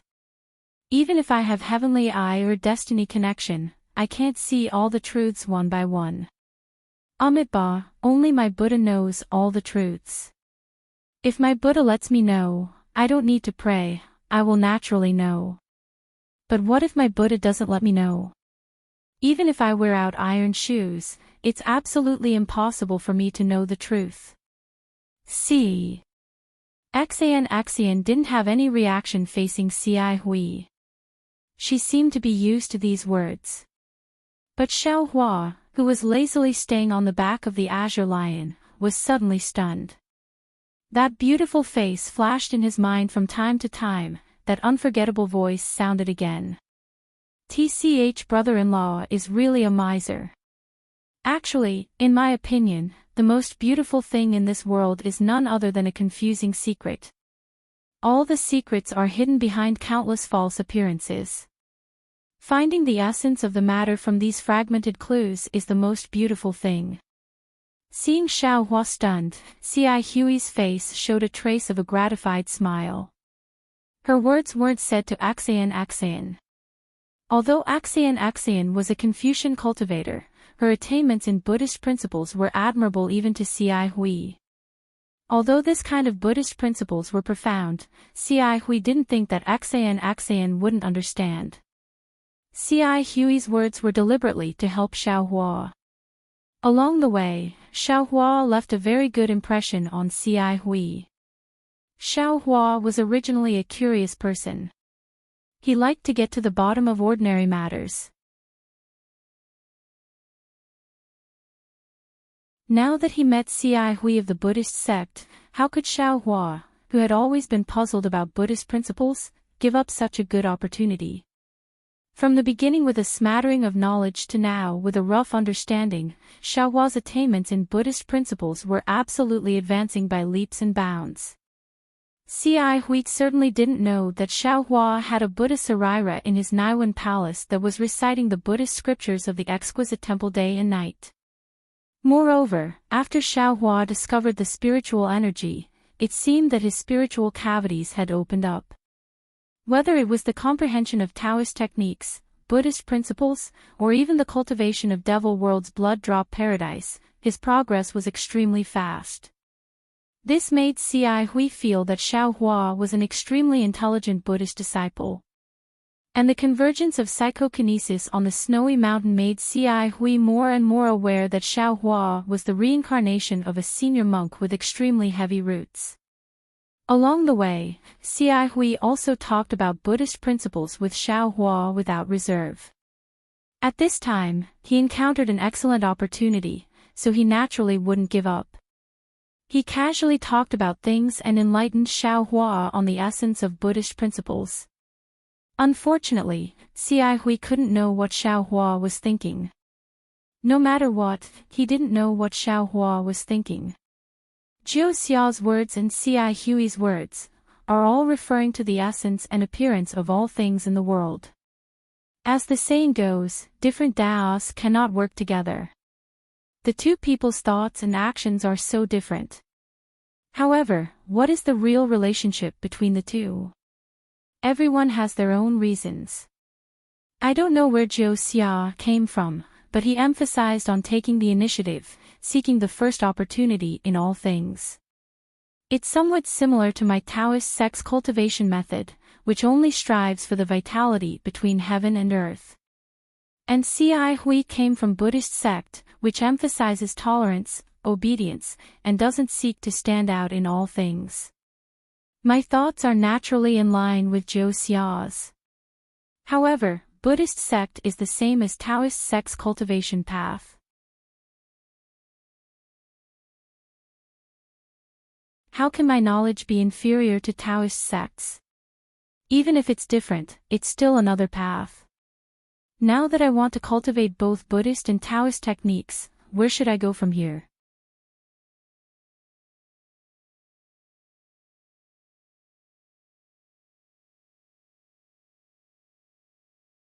Chapter 34:12. You'd better welcome your Buddhist senior. Axian saw a flash of understanding in C.I. Hui's eyes and knew that he had gained something. She smiled and said, "Perhaps this senior can give you more guidance." A roar that sounded like a lion's roar came from afar, and a purple cloud drifted over. On the cloud stood a purple-haired hoe that was twice as tall as the azure lion. The purple-haired hoe's purple hair was several feet long, fluttering in the wind. On the ferocious beast's head, there was no fierceness in its fist-sized eyes. Instead, it had a very warm gaze that made people feel comfortable looking at it. Especially when it shook its head, there was a large collar with 2 silver bells around its neck. The clang clang clang sound was even more pleasing to the ears. On the purple-haired hoe's back was a tall monk. The monk's face was simple and unadorned. His eyebrows were white and the half-foot beard below his chin was also mixed with gray. The monk wore a gray monk's robe with a scabbard hanging from his waist. One of his hands was placed in front of his chest and the other was holding a demon-subduing pestle that was as thick as a duck egg. The monk's eyes were like stars. He didn't look at Xi Hui, Axian, and Xiao Hua. Instead, he looked at the four extremes mountains with puzzlement like Axian did before. Amitba, Junior Xi Hui of Green Lotus Temple greets Senior. Xi Hui didn't dare to be negligent. Before the monk withdrew his gaze, he stepped forward and bowed with his palms together. Seeing Xi Hui step forward, Xiao Hua also braced himself and bowed. Junior Bodhi of Small Exquisite Temple greets Senior. However, Axian wasn't in a hurry to go over. With a smile on her face, she waited for the Buddhist disciples to greet each other. The monk nodded slightly and said, I'm Guzhen of Red Lotus Temple. Are you here to find Dao Sect's Venerable Fantian? Hearing the old monk say his Dharma name, Xi Hui didn't dare to be negligent and hurriedly replied, Grandmaster, yes. We're here to find Venerable Fantian for some matters. What's the matter? Guzhen frowned and asked faintly, You're a Buddhist disciple. Why are you so close to the remnants of Dao sect? This. Xi Hui was a little embarrassed and said in a low voice, I don't know Lord Fantian, but I came here with this female Tan Yu. I am Axian, a Confucian cultivator. Greetings, Grandmaster Guzhen.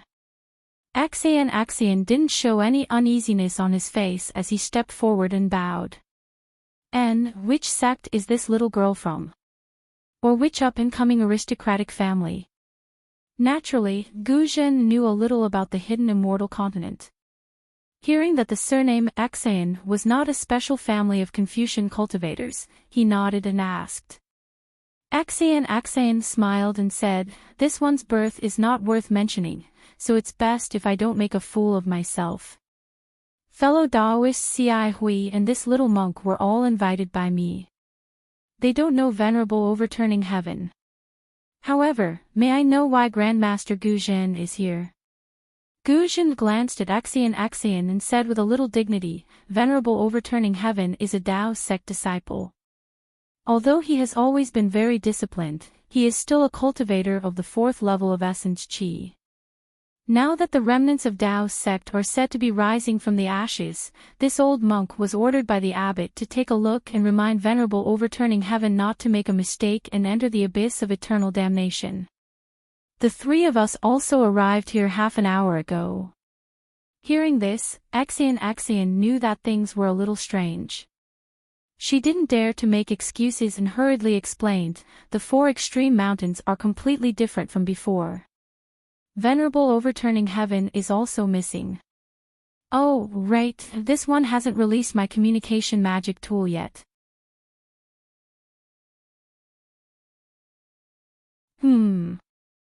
Guzhen smiled and waved his hand, why don't you try releasing that magic tool? Yes, Axian flipped her hand and threw the rhombus-shaped magic tool into the air. Puff! Axian spat out a mouthful of true qi on it, and the rhombus-shaped magic tool slowly melted into a pool of green water. The green water flickered with light and was about to condense into the shape of a sharp arrow. However, before the arrow could condense, puff puff puff puff. With a series of chaotic sounds, the green water turned into hundreds of bubbles. Oh! Axian raised her eyebrows in astonishment. Then, puff puff puff puff. The hundreds of bubbles burst one after another and the green water disappeared into thin air. Venerable Overturning Heaven actually died. Axian's expression changed greatly. That's strange. Guzhen's brows furrowed. The changes in the four extreme mountains were obviously caused by Daoist cultivators. Venerable Overturning Heaven was a Daoist disciple with fourth-grade essence force. How could they be so ruthless? Daoist disciples are always scheming against each other. Who knows what they're thinking?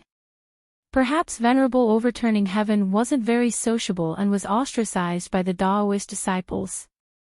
Then, they killed him. Xian's expression slowly returned to normal as she said faintly. However, Guzhen didn't agree and shook his head slightly. New Tan Yu's thinking is too simple. Although it was an internal conflict between Daoist disciples, for a 4th-grade Essence Force cultivator to be killed so easily, his opponent must be a 4th-grade Essence Force cultivator or even higher. Since when did Western Paradise have such a powerful Daoist cultivator? Xian smiled faintly. This isn't the hidden immortal continent. There aren't any unfamiliar Daoist experts here. Even if this Daoist expert was a 9th-grade Essence Force cultivator, what does it have to do with me? Guzhen's figure was huge, taller than ordinary people by more than half.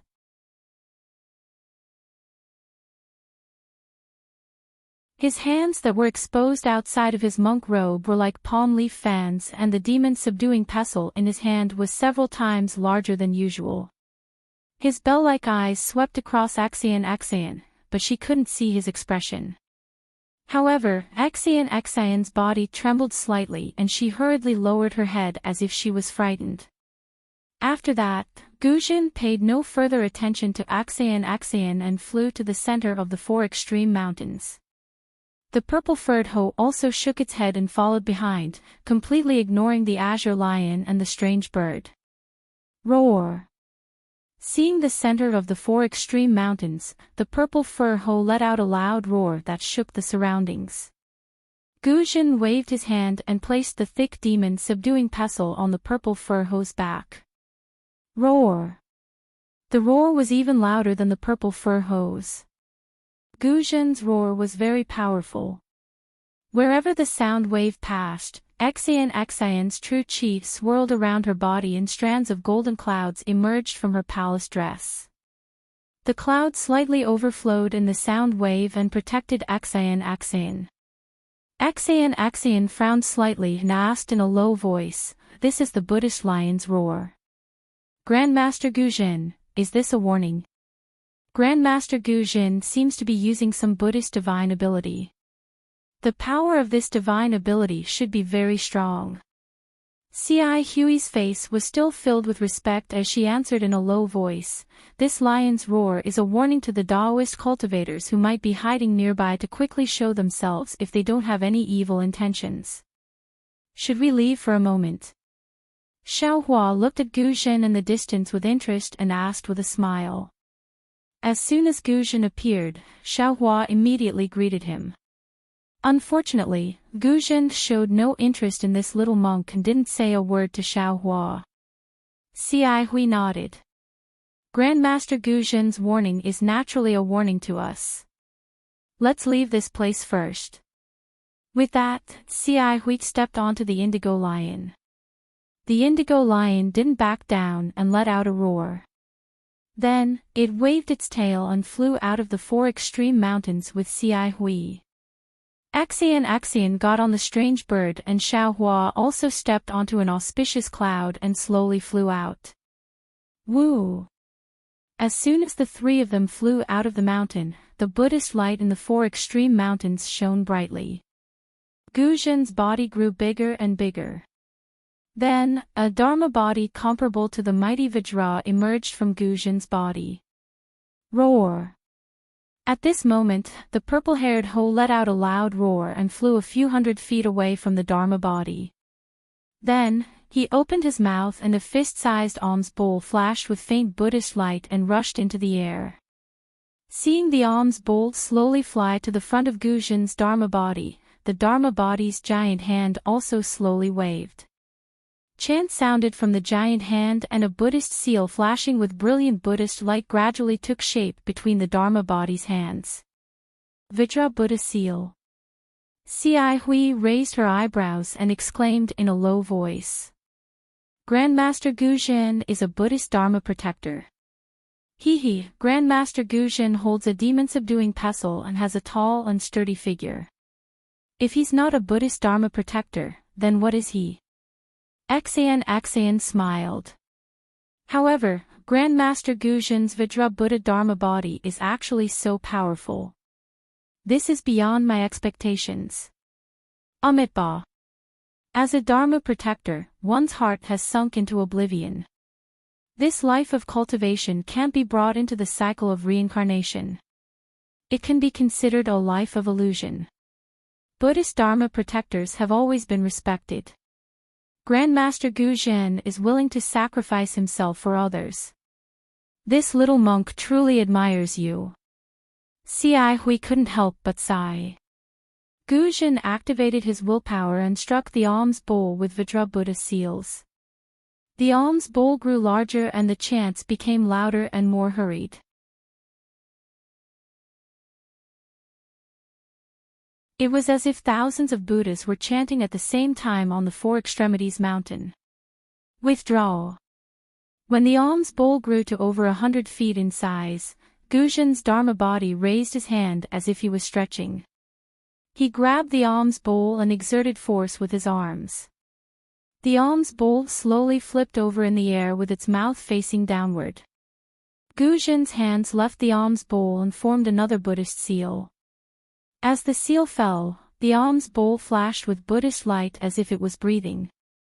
Then, a faint golden Buddhist light rushed out of the alms bowl and landed on a huge lake in the shape of a fan. The lake was rippling with blue waves, but when the blue water touched the Buddhist light, it immediately flew out of the lake. The alms bowl sucked the water in the lake in like a dragon drinking water. Xiaohua saw that there were other places covered by Buddhist light in the deep pool, and the water was being sucked away at a speed visible to the naked eye. He was puzzled and blurted out, "Senior Marshal Brother Xi Hui, this old monk. Oh, that's not right, what is Grandmaster Gu Zhen doing? Of course he's absorbing water." Xian smiled. "I'm not old yet. Can't I see it?"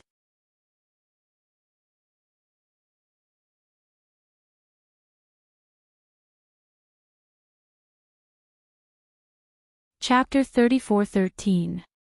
Xiaohua rolled his eyes at Xian and said, "Do you think I don't have eyes? Can't you see that he's absorbing water? The question is, why is he absorbing water?" Xi Hui was also somewhat puzzled, but he hesitated for a moment and said tentatively, "Perhaps the place where Grandmaster came from encountered a drought, so he's transporting the water here to other places to relieve the drought." At this point, Xi Hui seemed to have realized something and sped up her speech. "Oh, that's right. Perhaps Grandmaster Xi Hui wants to take away all of the water in the Four Extremes Mountains to investigate the destruction of the Four Extremes Mountain. By investigating, he might be able to find traces of that Taoist expert. There's so much water in the Four Extremes Mountains. Could it be that Master Gu Zhen has Grandmaster Xi Hang's water bottle?" Xian was somewhat disdainful. "I don't think he can take it all with his alms bowl alone." Xian Sandanu, "You're underestimating the Sumra Buddhist formation of our Buddhism sect." Xi Hui smiled. "Grandmaster Gu Zhen's alms bowl may not be as good as Grandmaster Xi Hui's water bottle, but the Four Extremes Mountains are only a few dozen miles wide. It's not a problem. Hee. If that's the case, then that's the best." Hearing this, Xian beamed with joy. Her eyes flashed with a strange expression as she looked at the places where the alms bowl passed. The Buddhist light sucked away the deep ponds and ravines. After 4 hours, Gu Zhen finally absorbed all the water in the Four Extremes Mountains into the alms bowl. The alms bowl didn't change much, but Gu Zhen's Vajra Buddha Dharma body had shrunk by more than half, and even his Buddhist light had dimmed a lot. Gu Zhen looked around with satisfaction and pointed at the alms bowl. The alms bowl fell back into the purple-haired Ho's mouth, but he didn't withdraw his Dharma body. He stepped on a Buddhist cloud and headed toward one of the Four Extremes Mountains. It seems that's all there is to it. Xiaohua saw that Gu Zhen was very serious. He first released his Buddha's consciousness, then used his naked eyes to examine carefully. He even dropped clouds in some places. He grabbed some gravel and other things from the ground or stone walls to examine carefully. He couldn't help but nod inwardly.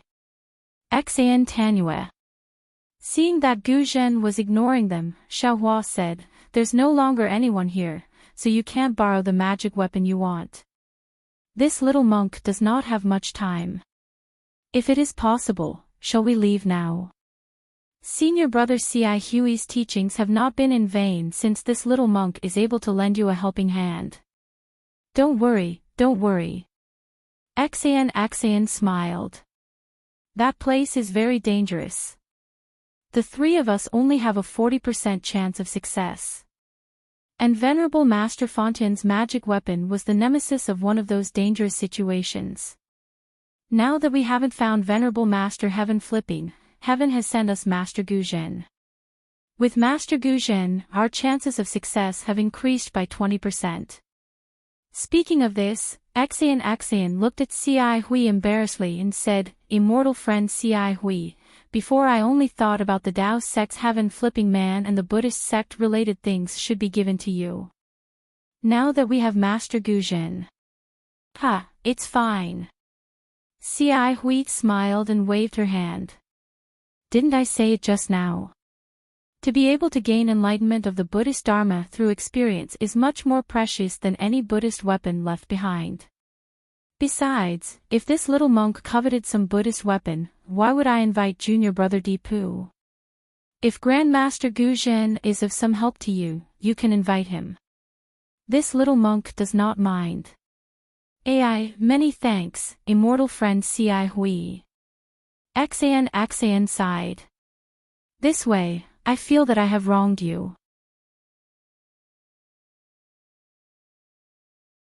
How about this? Apart from the immortal weapons and the Buddhist weapon promised to Master Gu Zhen, as long as you like something, you can have the priority to choose. Ci Hui shook her head.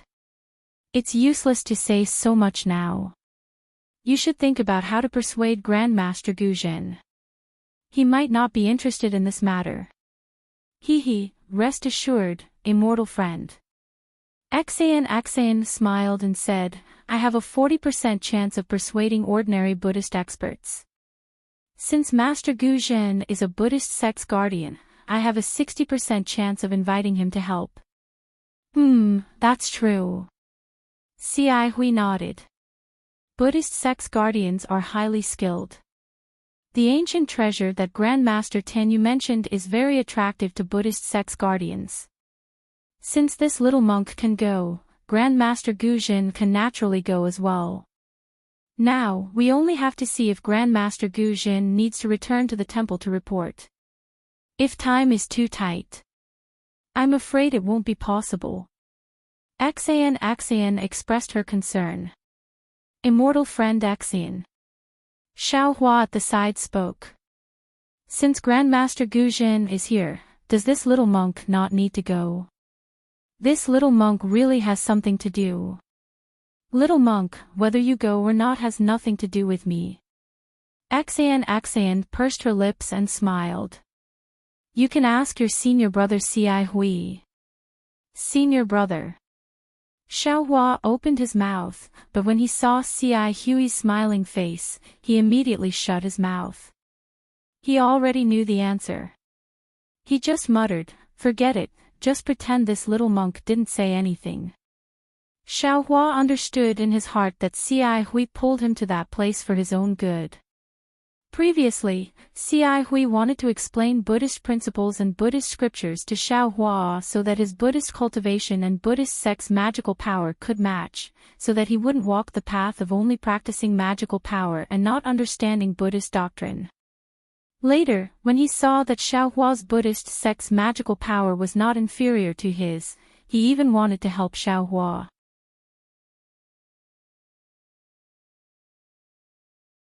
He wanted Xiaohua to gain something from this trip, so he even vaguely gave Xiaohua half of the Buddhist weapons in the dangerous place.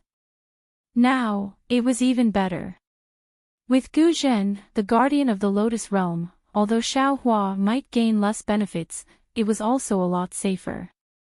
Ci Hui naturally wouldn't let him go. Jiang Luer's matter can be considered to have reached the point where it can be solved. Haste makes waste.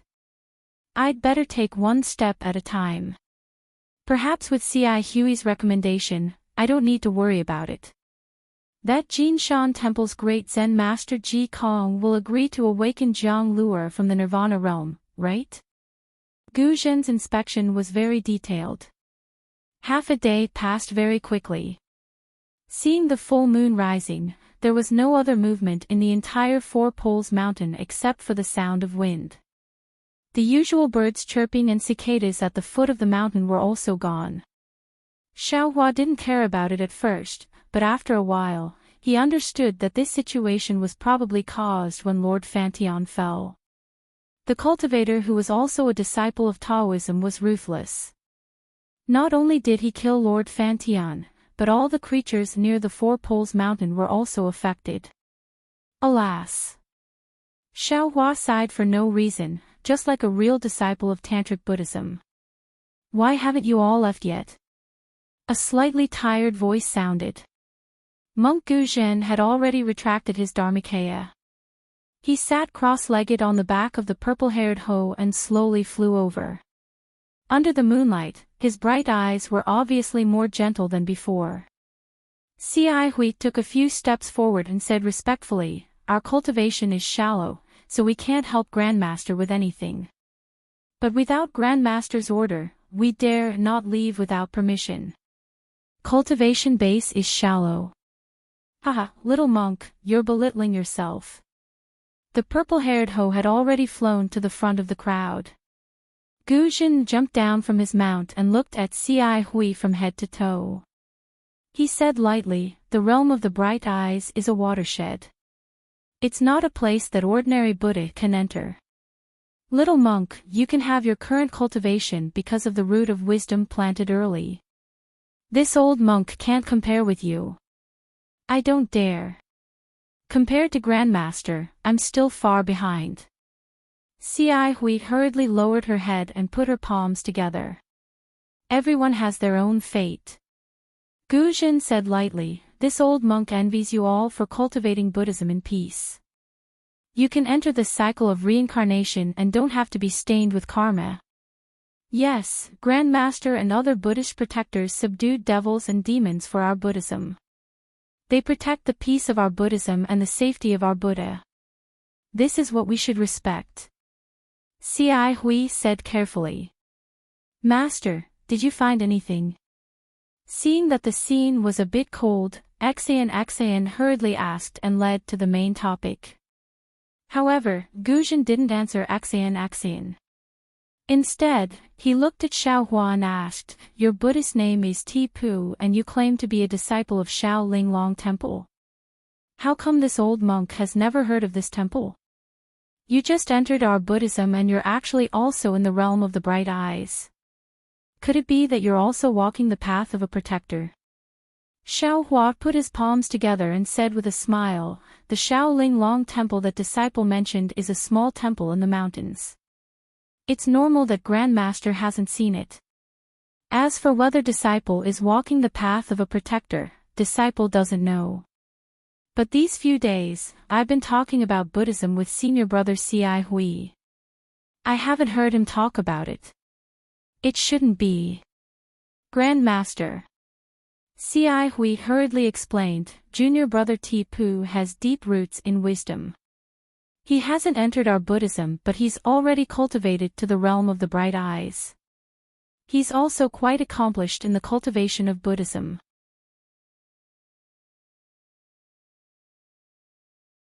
It's just that he hasn't been fated to enter our Buddhism. Just a few days ago, when he was shaving in the Shao Linglong Temple of the Great Snow Mountain, disciple saw the corpse of the Shao Linglong Temple with his own eyes." Gu Zhen nodded and didn't comment. He looked at Xian and said, "Benefactress is a Confucian cultivator. Why are you so concerned about Fantian's death? If you don't have any secrets, can you tell this old monk? This one doesn't care about the life and death of a Taoist disciple."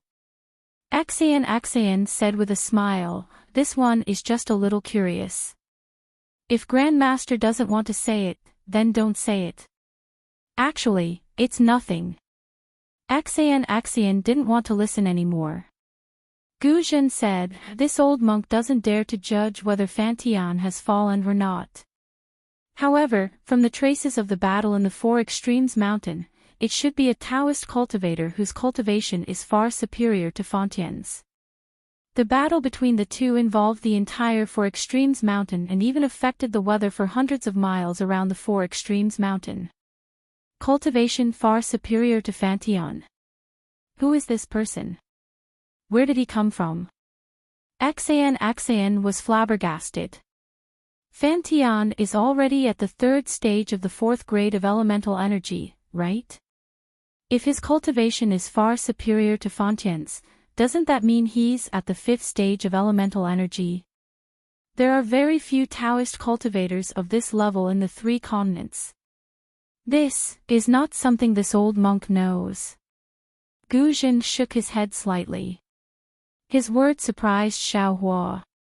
This old monk only came to warn Fan Tian. Since he's no longer here, this old monk will investigate this place clearly. I only need to return to the temple and report. That person's strength should be much stronger than this old monk. How can this old monk offend him?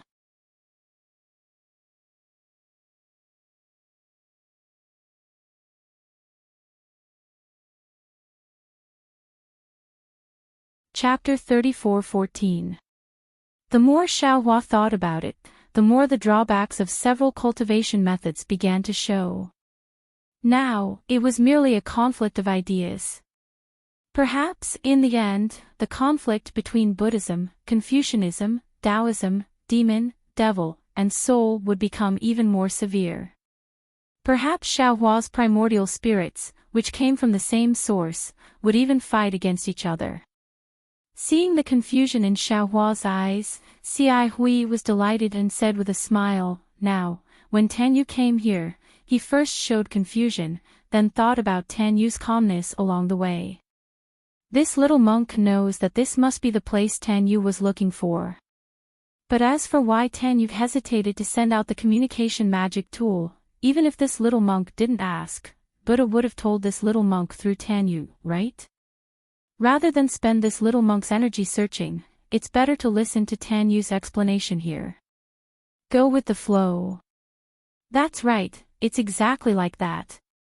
Xi Hui's words made Xiaohua's eyes light up. He couldn't help but ponder, some things, when you don't have the power to pursue them, you can only go with the flow. Only by following the development of things can you find the root of the matter.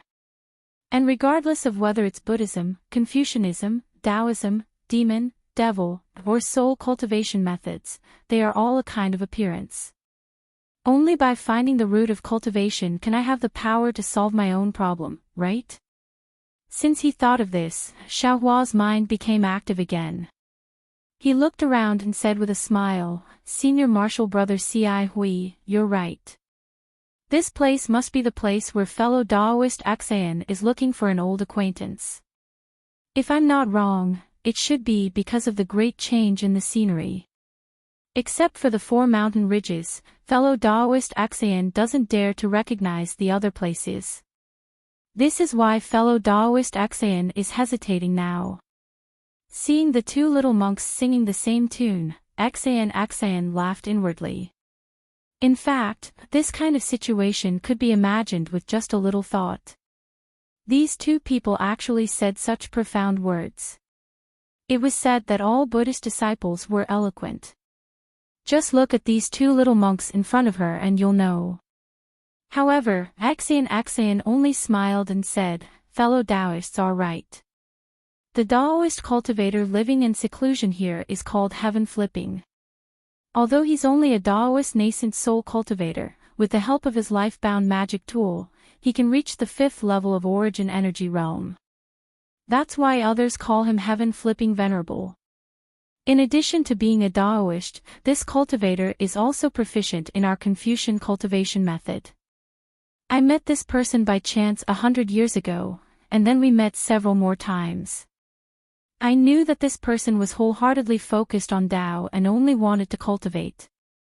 He did not want to show off and was not interested in the battle between the Taoist sect and the Buddhist sect. Not only did he not contact other Daoist cultivators, he had not even taken in a disciple. Therefore, I exchanged contact methods with him. He could be considered an old friend. This place is called the Four Extremes Mountains. I've been here several times before. In addition to having an extremely powerful natal magic treasure, Master Heaven Flipping Master is also proficient in Taoist magic circles. The Four Extremes Mountain itself is a large magic circle that Master Heaven Flipping Master has been operating for hundreds of years.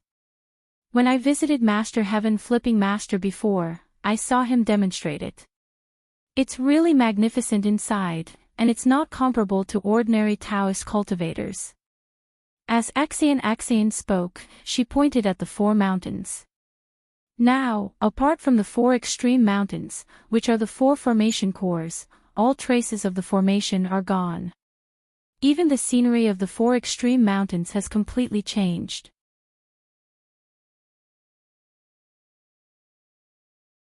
If this isn't an extremely brilliant Daoist formation, then a huge change has occurred in the four extreme mountains. Master Heaven Flipping Master is already no longer in the four extreme mountains. This place is definitely not a Daoist illusory formation. After Axian finished speaking, Ci Hui spoke up. This little monk has already used Buddhist perception to examine this place. These mountains and rivers are all real, and there isn't a trace of illusion at all. Junior Brother Tipu, what do you think? Xiao Hua seemed to be very familiar with the title of Junior Brother Tipu. He also smiled and said, "That's right. This little monk has also used Buddhist perception to examine this place. My Buddhist perception is the most observant.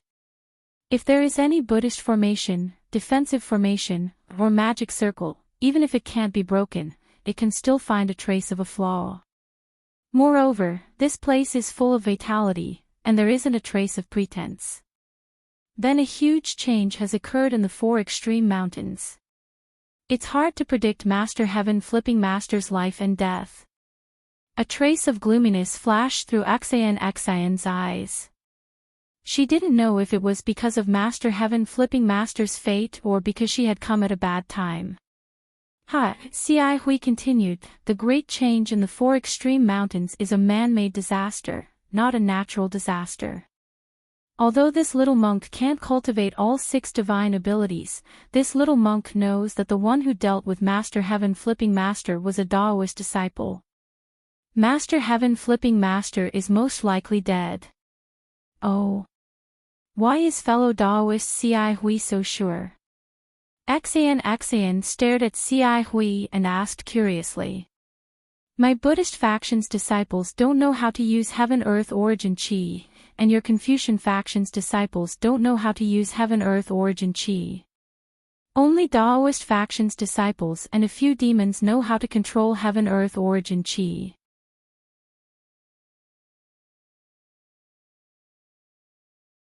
Ci Hui pointed at the rippling water below her feet and explained, "There are so many water ripples here, far surpassing other places in the surrounding 1,000 miles. It must be the result of the Heaven-Earth Origin Chi wreaking havoc. Since Master Heaven Flipping Master's cultivation is only at the 4th or 5th level of Origin Chi, he definitely wouldn't be able to cause such a huge change by himself. Only 2 cultivators who can control Heaven-Earth Origin Chi together can cause this. Moreover, the strength of the cultivator who came to deal with Master Heaven Flipping Master is even higher than him.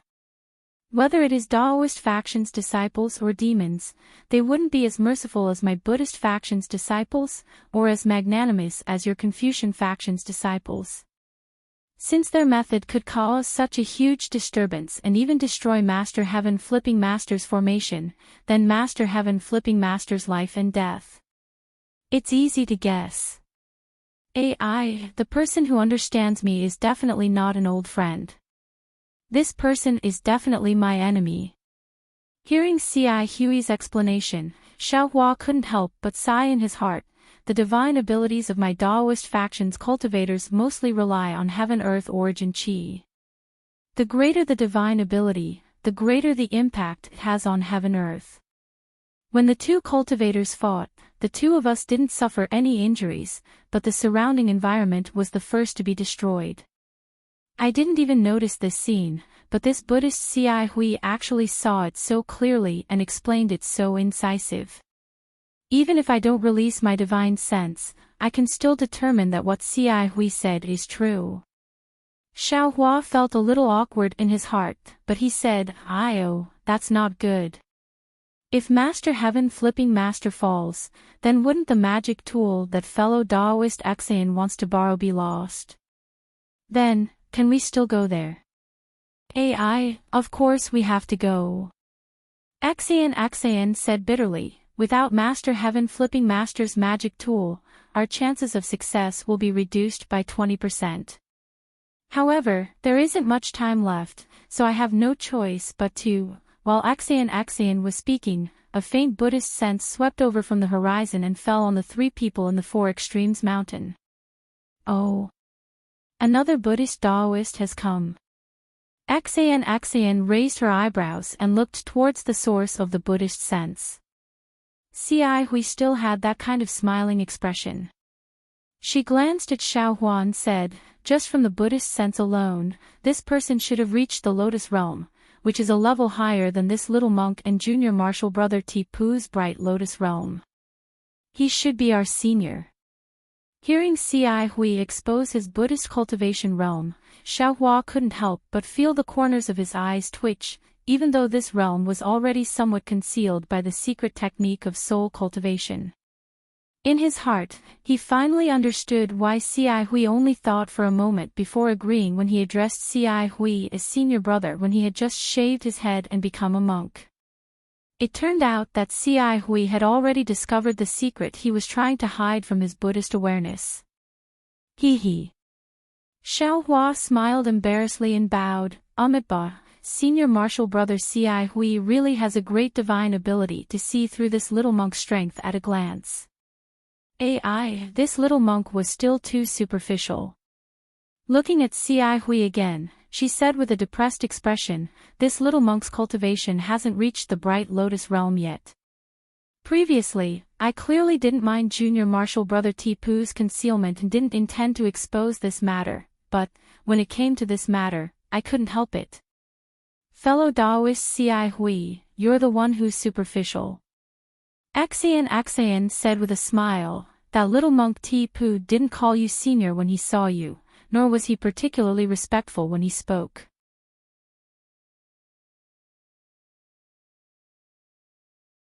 It's very obvious that his Buddhist cultivation realm isn't much lower than yours or mine. Your Buddhist doctrine and Buddhist doctrine don't need to be too compatible. He doesn't understand Buddhist doctrine, so naturally, he wants to ask you for advice. Since you know that his Buddhist doctrine isn't inferior to yours, whether it's the previous tacit agreement or the current clear indication, you don't think it's too much. But your remorse has left a mark on your bright Lotus Realm. Amitabha, good indeed, good indeed." Xiai Hui put her palms together and said with a smile, "Xan is right. This little monk's body was speaking the truth, but I didn't know the meaning. Every time I was enlightened by you, I learned a lot. In that case, this little one doesn't need to give you any promise or reward for this trip." Xan glanced at the man and beast in the distance who were already flying closer and said to Xiai Hui with a smile. Xiai Hui raised her head. "Xan is right. This little monk has already learned a lot from Tanue. Even if there's no promise or reward, this little monk is still willing to go." It had to be said that Xiai Hui's current situation was very similar to Xiai Mei's. Both of them were proficient in Buddhist doctrine and their Buddhist supernatural powers were also extremely high. Both of them were at a bottleneck that was difficult to break through at the same time. Furthermore, they had been stuck at this bottleneck for a very long time. It was so long that they felt irritated in their hearts. At this moment, they wanted to jump out, but they lacked an effective method to break through this bottleneck. There were also thousands of distracting thoughts in their hearts that disturbed their cultivation. The contradiction in their hearts could even be described as paranoid. He could not do this, nor could he do that. Other than reciting Buddhist scriptures, there seemed to be no other safe actions.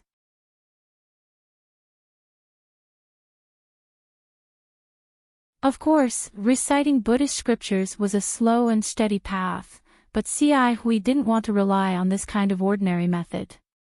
Like C.I. Mei, he needed to find an opportunity to break through the bottleneck from the outside world. C.I. Hui didn't know much about Xian's background, but from their previous contacts, Xian's behavior was more mysterious, and his speech and behavior were also elegant. In particular, the gap between Buddhism and Confucianism didn't exist in Xian's eyes. Therefore, C.I. Hui felt that Xian was an old friend who could have a deeper relationship with him. This time, Xian sent a message to C.I. Hui. C.I. Hui didn't hesitate and immediately came over. On the way up the mountain, not to mention Xian's many reminders, even the discussion with the little monk Ti Pu also benefited him a lot. This really made him feel that this trip was not in vain. You're tuning into the LoveLore Library YouTube channel. We're so grateful for your support, and don't forget to subscribe to join us on this incredible journey through captivating stories. Your generosity through donations truly makes a world of difference, as it's the primary source of revenue that allows me to expand and enhance this channel for you. Thank you from the bottom of my heart for being a part of this adventure.